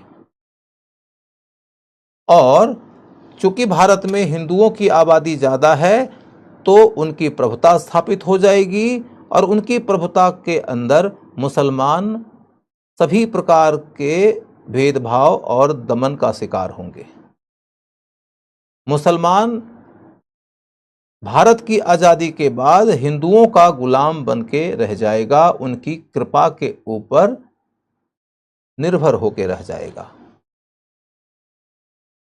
यदि आप सच्चे अर्थों में भारत को आजाद करना चाहते हैं तो आप मुसलमानों की आजादी भी सोचिए, और मुसलमानों की आजादी यदि सुनिश्चित करना चाहते हैं तो भारत का विभाजन कर दीजिए। ये किसकी मांग है? ये मांग है मुस्लिम लीग की।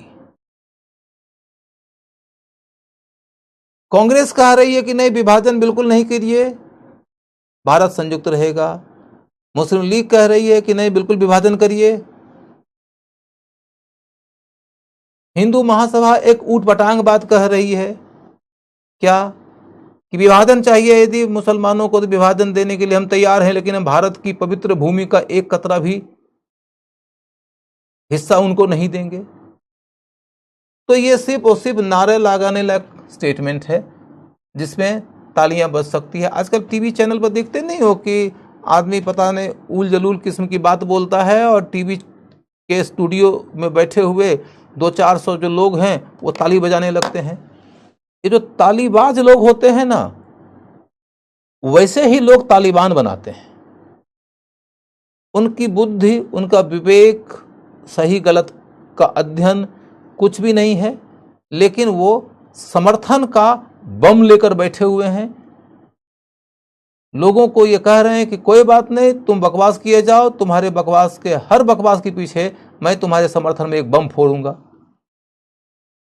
नतीजा ये निकल के आता है कि तालिबाज लोग तालिबानी बना देते हैं लोगों को। तालिबान सिर्फ एक संगठन का नाम नहीं है, तालिबान एक प्रवृत्ति भी है। तालिबान का किसी एक धर्म मात्र से संबंध जोड़ के मत देखो। तालिबान की प्रवृत्ति किसी भी धर्म के साथ में जुड़ सकती है, किसी भी धर्म के साथ किसी काल में जुड़ सकती है, किसी देश में जुड़ सकती है, किसी जाति के साथ जुड़ सकती है। तालिबानी प्रवृत्ति प्रबल हो जाती है तब जबकि जनता तालिबाज हो जाती है। अब तुम गौर करने लायक बात समझो कि यह बात कही जा रही है कि यदि मुसलमानों को पाकिस्तान चाहिए तो हमको पाकिस्तान देने में कोई दिक्कत नहीं है, लेकिन हम भारत की पवित्र भूमि का एक कतरा भी उनको नहीं देंगे। पवित्र भूमि का एक भी कतरा नहीं दोगे, आप पाकिस्तान बनने के लिए समर्थन देने के लिए तैयार हो और हिंदू मुस्लिम के लिए एक दूसरे के खिलाफ तनाव की राजनीति कर रहे हो, तब पाकिस्तान बनेगा तो हिंदुस्तान के अंदर रहने वाला मुसलमान का गाछ पर रहेगा, ब्रिज पे रहेगा, नदी में रहेगा, समुद्र में रहेगा, आसमान में रहेगा, कहां रहेगा? विभाजन होगा तो भूमि जाएगी ही जाएगी, लेकिन जनता ताली बजाने लगेगी ये स्टेटमेंट सुनकर कि वाओ, मार दिया ना चौका, कि यदि उन्हें पाकिस्तान चाहिए तो पाकिस्तान हम देने के लिए तैयार हैं, लेकिन हम उनको भारत की पवित्र भूमि का एक कतरा जमीन भी नहीं देंगे। नारा लगाने से समस्या का समाधान नहीं होता। या तो विभाजन के विरुद्ध खड़े हो जाओ, या तो धरती बटेगी, उस बंटवारे का जिम्मेदार बन जाओ, नहीं तो तमाशबीन बनकर रह जाओ। विभाजन होगा तो धरती बटेगी। यह तो सामान्य से सामान्य बुद्धि का व्यक्ति भी समझता है कि विभाजन होगा तो धरती बटेगी। विभाजन हुआ और धरती बटी। वो धरती बटी जो धरती हजारों साल से भारत की धरती थी, अब वो भारत से बाहर एक अलग देश की धरती है। वो धरती बटी जहां ज्यादा मुसलमान थे, फिर भी बड़ी संख्या में हिंदू भी थे। वो धरती जो भारत भूमि कहलाती थी हजारों साल से, वो धरती बटी। विभाजन हुआ तो विभाजन को रोके बिना धरती बटने से आप नहीं बचा सकते थे।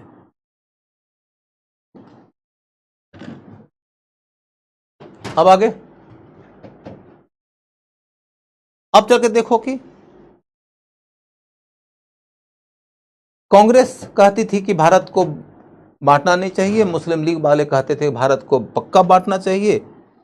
कैबिनेट मिशन इसी विषय पर बातचीत करने के लिए आया था कि कांग्रेस और मुस्लिम लीग के बीच में जो टकराव है, उस टकराव का आखिर क्या समाधान हो सकता है। अब उसका समाधान कैबिनेट मिशन ने अपनी ओर से क्या दिया, हम उसकी चर्चा अभी नहीं करेंगे, तत्काल एक लाइन में आपको बता सकते हैं कि कैबिनेट मिशन ने कहा कि भारत का विभाजन नहीं होगा। भारत का विभाजन नहीं होगा। कैबिनेट मिशन ने अपनी ओर से प्रस्ताव दिया और उसने जो प्रस्ताव दिया उस प्रस्ताव को शुरुआती दौर में कांग्रेस और मुस्लिम लीग दोनों ने मान लिया।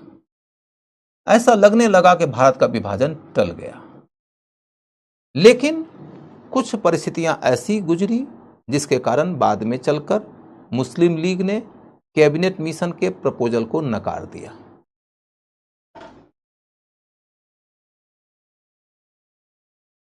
मुस्लिम लीग एंड इंडियन नेशनल कांग्रेस सहित विभिन्न दलों ने संविधान सभा के निर्वाचन में भागीदारी किया।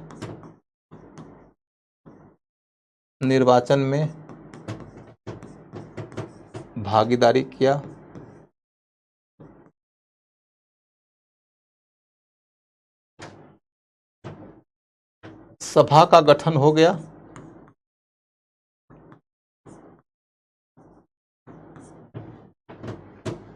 किंतु जब संविधान निर्माण की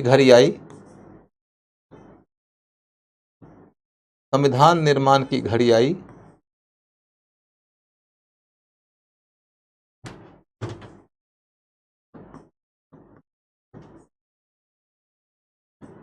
तो मुस्लिम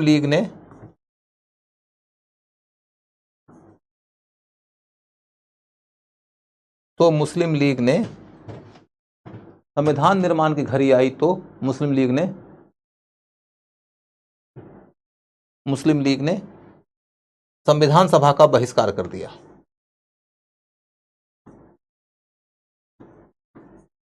संविधान सभा का बहिष्कार कर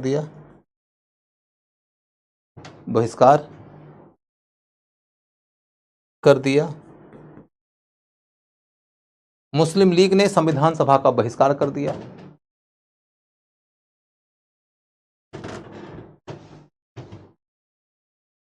इसके बाद सांप्रदायिक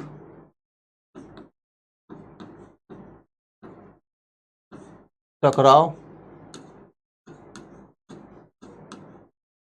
दंगों में बदल गया।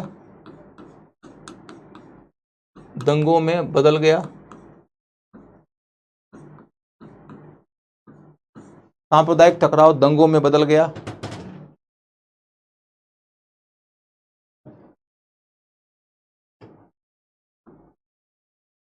इसका समाधान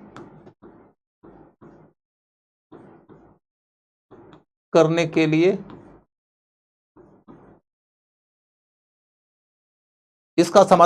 के लिए माउंटबेटन आया। इसका समाधान करने के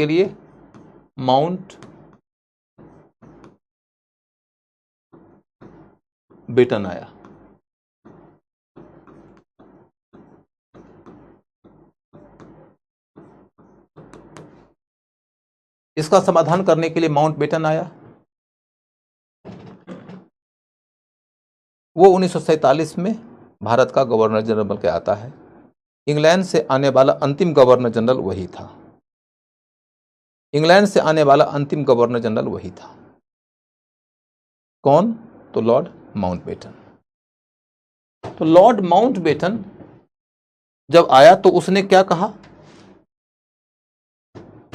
उसने ये देखा कि भारत के लिए हमने आजादी की घोषणा तो कर दिया है, अभी ये डेट नहीं तय किया था कि कब आजाद करेंगे। हमने चाहा था कि हिंदू और मुसलमान मिलकर एक साथ भारत में रह लें, भारत का विभाजन नहीं हो। लेकिन शुरुआती दौर में मुस्लिम लीग ने सहमति दे दिया, बाद में सहमति को वापस ले लिया और वो दंगे पर उतर गई। हजारों हजार लाख लोग कत्ल और लूटपाट और रेप जैसी चीजों का शिकार हो रहे हैं। तो इस स्थिति का समाधान क्या है? इस स्थिति का समाधान खोजने के क्रम में लॉर्ड माउंटबेटन ने अपनी ओर से दो बातें मुख्य रूप से कहा। एक ये कि हम यह सुझाव देते हैं कि विभाजन हो जाए, विभाजन हो जाए और 15 अगस्त को आजादी मिल जाए, आजादी मिल जाए। ये सुझाव उसने दिया जवाहरलाल नेहरू और सरदार वल्लभ भाई पटेल को। कई सारी परिस्थितियां थी जिन परिस्थितियों में आकर जवाहरलाल और सरदार वल्लभ भाई पटेल को लगा कि ये सुझाव स्वीकार करने के सिवा हमारे पास आज के तिथि में कोई विकल्प नहीं बचा। यदि हम चाहते हैं कि देश में जो गृह युद्ध की स्थिति बनी हुई है, जो हजारों लाखों लोग खून से सराबोर हो रहे हैं, उनको यदि रोकना है तो विभाजन को स्वीकार करना पड़ेगा। ऐसी सोच बनी जवाहरलाल और सरदार पटेल की और उन्होंने इस प्रपोजल को स्वीकार कर लिया और उन्होंने ही आगे चलकर गांधी को भी मना लिया और इस तरीके से कांग्रेस ने आजादी के पहले विभाजन करना स्वीकार कर लिया। जब कांग्रेस ने अपनी ओर से सहमति दे दिया, या कहिए कि नेहरू पटेल ने सहमति दे दिया, गांधी ने भी सहमति दे दिया, तब जाकर 3 जून 1947 को माउंट बेटन प्लान की घोषणा हुई। माउंटबेटन प्लान की घोषणा हुई। माउंटबेटन प्लान, माउंटबेटन कौन? तो गवर्नर जनरल ऑफ इंडिया। और उसका प्लान क्या?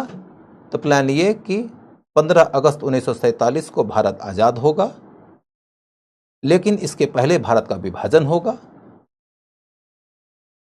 और भारत का विभाजन यदि होना है तो विभाजन कहां हुआ?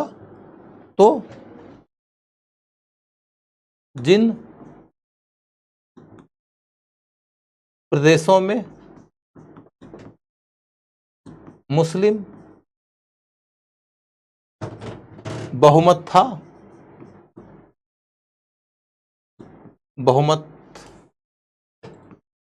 जिन प्रदेशों में मुस्लिम बहुमत था वहां पाकिस्तान बना।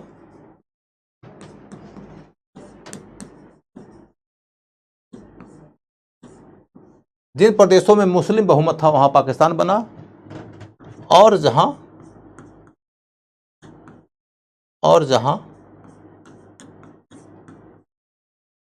हिंदू बहुमत था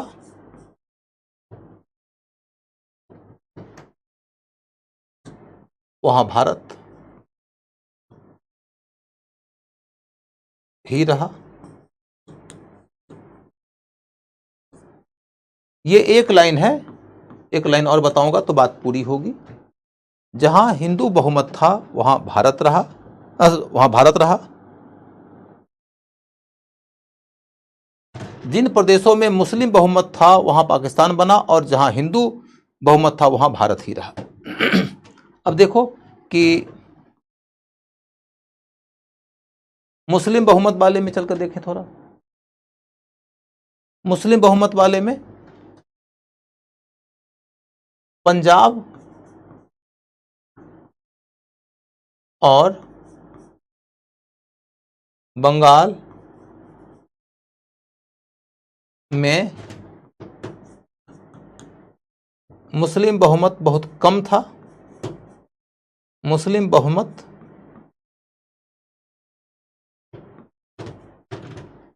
कम था,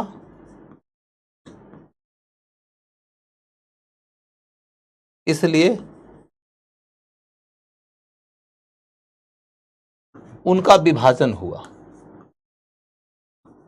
उनका विभाजन हुआ, विभाजन हुआ।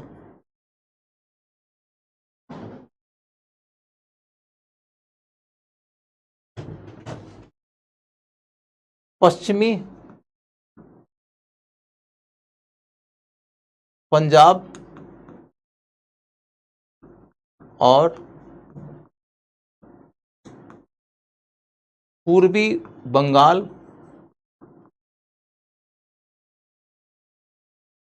पाकिस्तान का हिस्सा बना, पाकिस्तान का हिस्सा बना।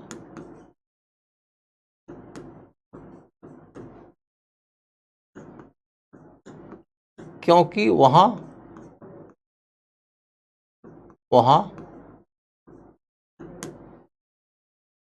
प्रचंड मुस्लिम बहुमत था, बहुमत था।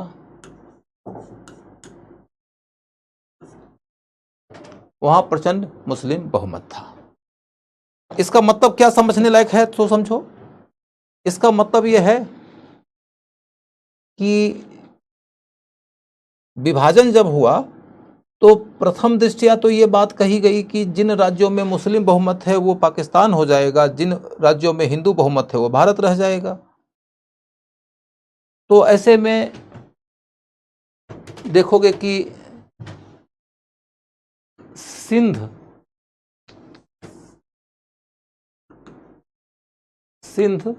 और बलूचिस्तान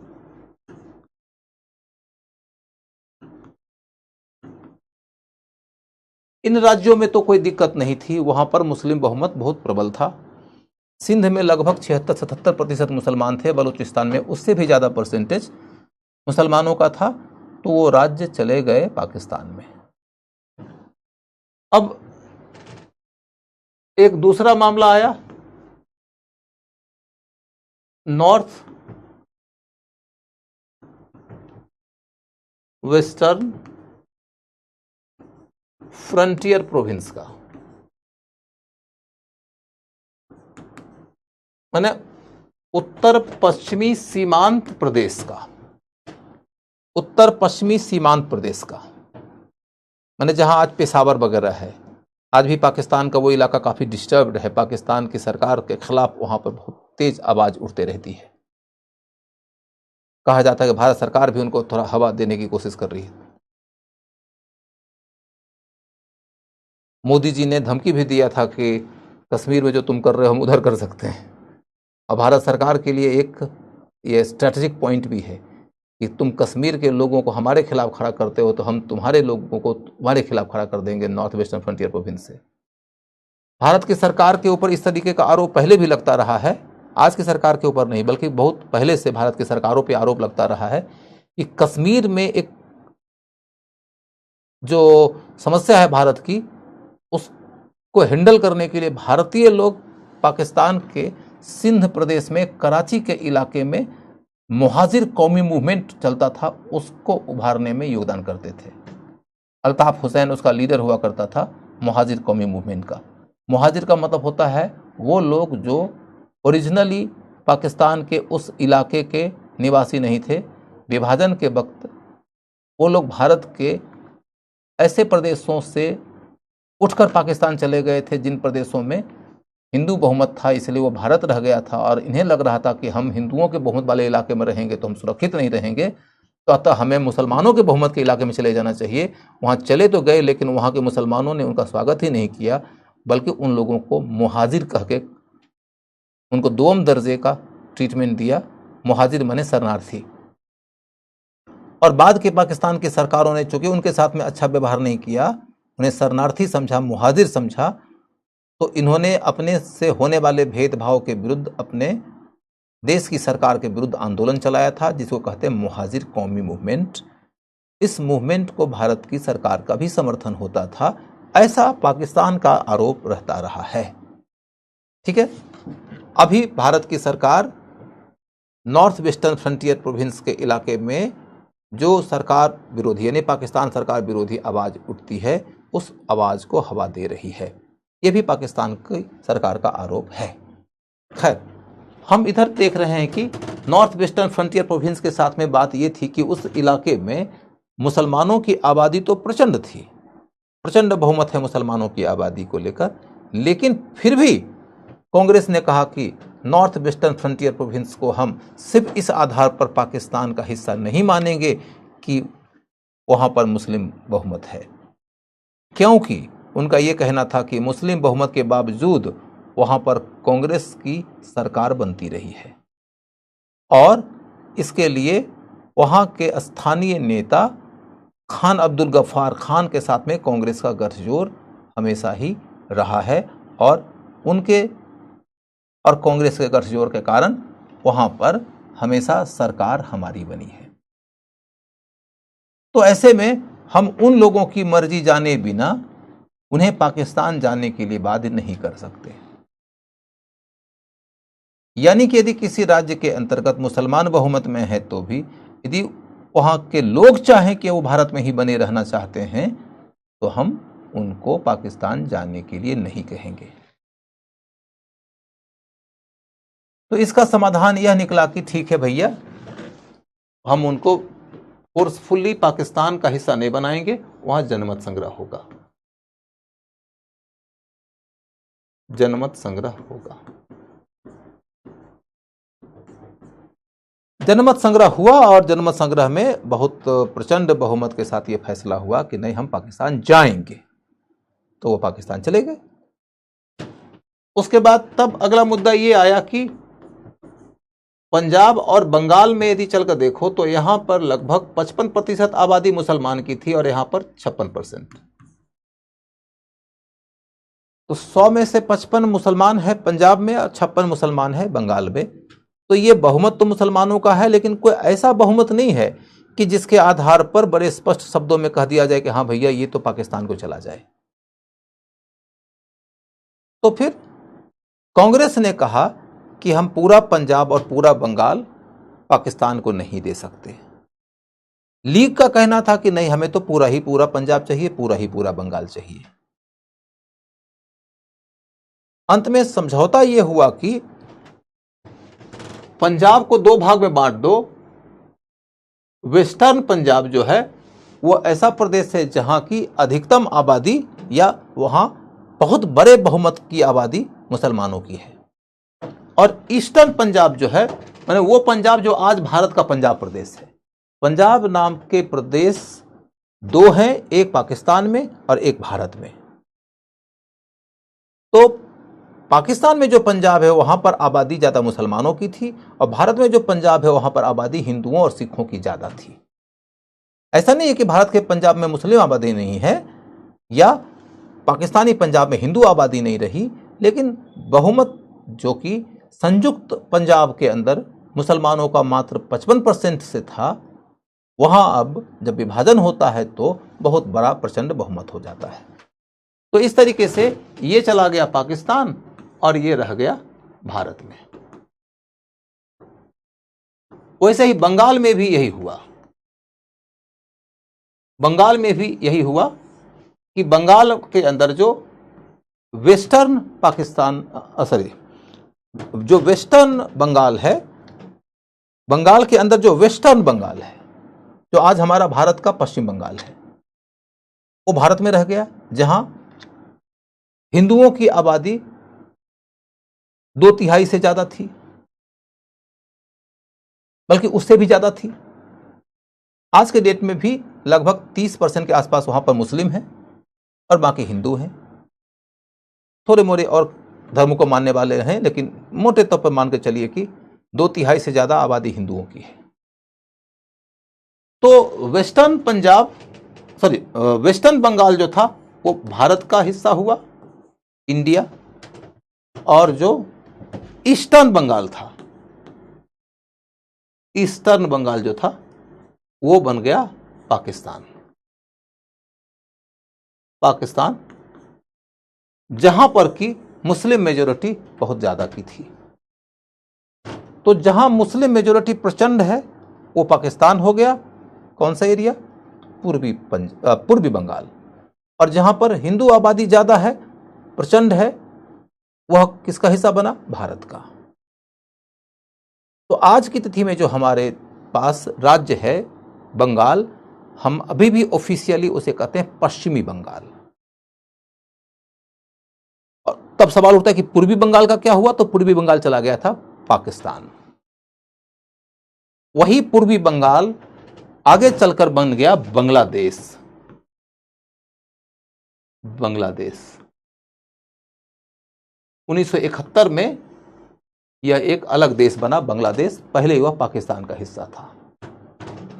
तो कुल मिलाकर देखो तो आपको यह बात समझ में आएगी कि सरकार ने राष्ट्रीय आंदोलन के दौरान आंदोलन के दमन की कोशिश किया। दमन के दौरान उनको यह अंदाजा लगा कि भैया दमन करने से खतरा है, तो उन्होंने दमन की नीति का त्याग किया। दमन की नीति का त्याग करके सुधार की नीति अपनाया।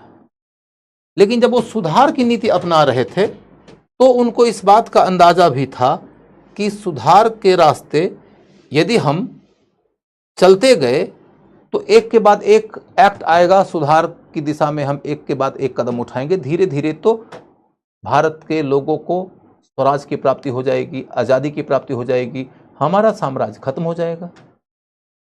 तो उनको लगता था कि यदि सुधार नहीं करेंगे, दमन करेंगे, तो आंदोलन और प्रचंड होगा।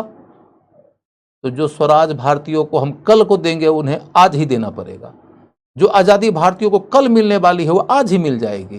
तो दमन वाले विकल्प पे तो उनका पूरा यकीन रहा नहीं।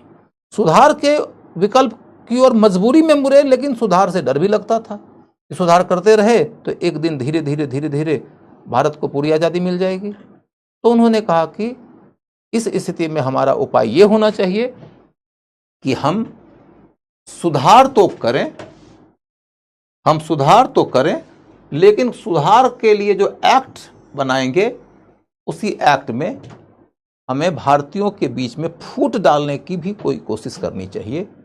यदि हम भारतीयों में फूट डालने में कामयाब हो जाएंगे, भारतीयों की एकता तोड़ने में कामयाब हो जाएंगे, तो इनका राष्ट्रीय आंदोलन ही कमजोर पड़ जाएगा। आंदोलन कमजोर पड़ेगा तो उनका दबाव डालने का जो स्ट्रेंथ है वो स्ट्रेंथ कमजोर होगा। जब वो दबाव डालने में कामयाब नहीं होंगे तो हम नहीं सुधार करेंगे। हम सुधार कोई शौक से थोड़े कर रहे हैं, दबाव में कर रहे हैं। दबाव आंदोलन का है, आंदोलन में जन समर्थन की शक्ति है। जनता को यदि हिंदू मुसलमान में या जातिवाद में हमने उलझा दिया तो सब लोग डिवाइडेड हो जाएंगे, तो संयुक्त रूप से दबाव नहीं डाल पाएंगे, तो उनका दबाव कमजोर हो जाएगा। सुधार करने के लिए हम बाध्य नहीं होंगे, सुधार नहीं करेंगे। तो इसलिए उनकी कोशिश ये थी, मैंने यहाँ पर क्या लिखा, एक त्रिकोण है प्रयास में। दमन करो, दमन काम ना आए तो सुधार करो, सुधार से आज़ादी जाने का खतरा है या भारतीयों के लिए आज़ादी मिल जाने का खतरा है, अंग्रेजों के हाथ से साम्राज्य निकल जाने का खतरा है।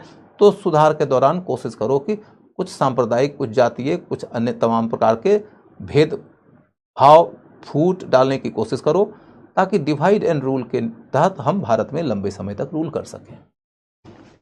नतीजा क्या निकल कर आता है कि हिंदुस्तान सरकार की इस डिवाइड एंड रूल की नीति का शिकार हुआ और देश का विभाजन हुआ। अंग्रेज यद्यपि कि अपना साम्राज्य नहीं बचा सके, लेकिन साम्राज्य को बचाने के लिए उन्होंने जो फूट डालने की नीति अपनाया था, उस फूट डालने की उनकी नीति के नतीजतन भारत का विभाजन हो गया। आज का क्लास यहीं पर रुक जाएगा, अब इसके आगे की कहानी कल। नमस्कार।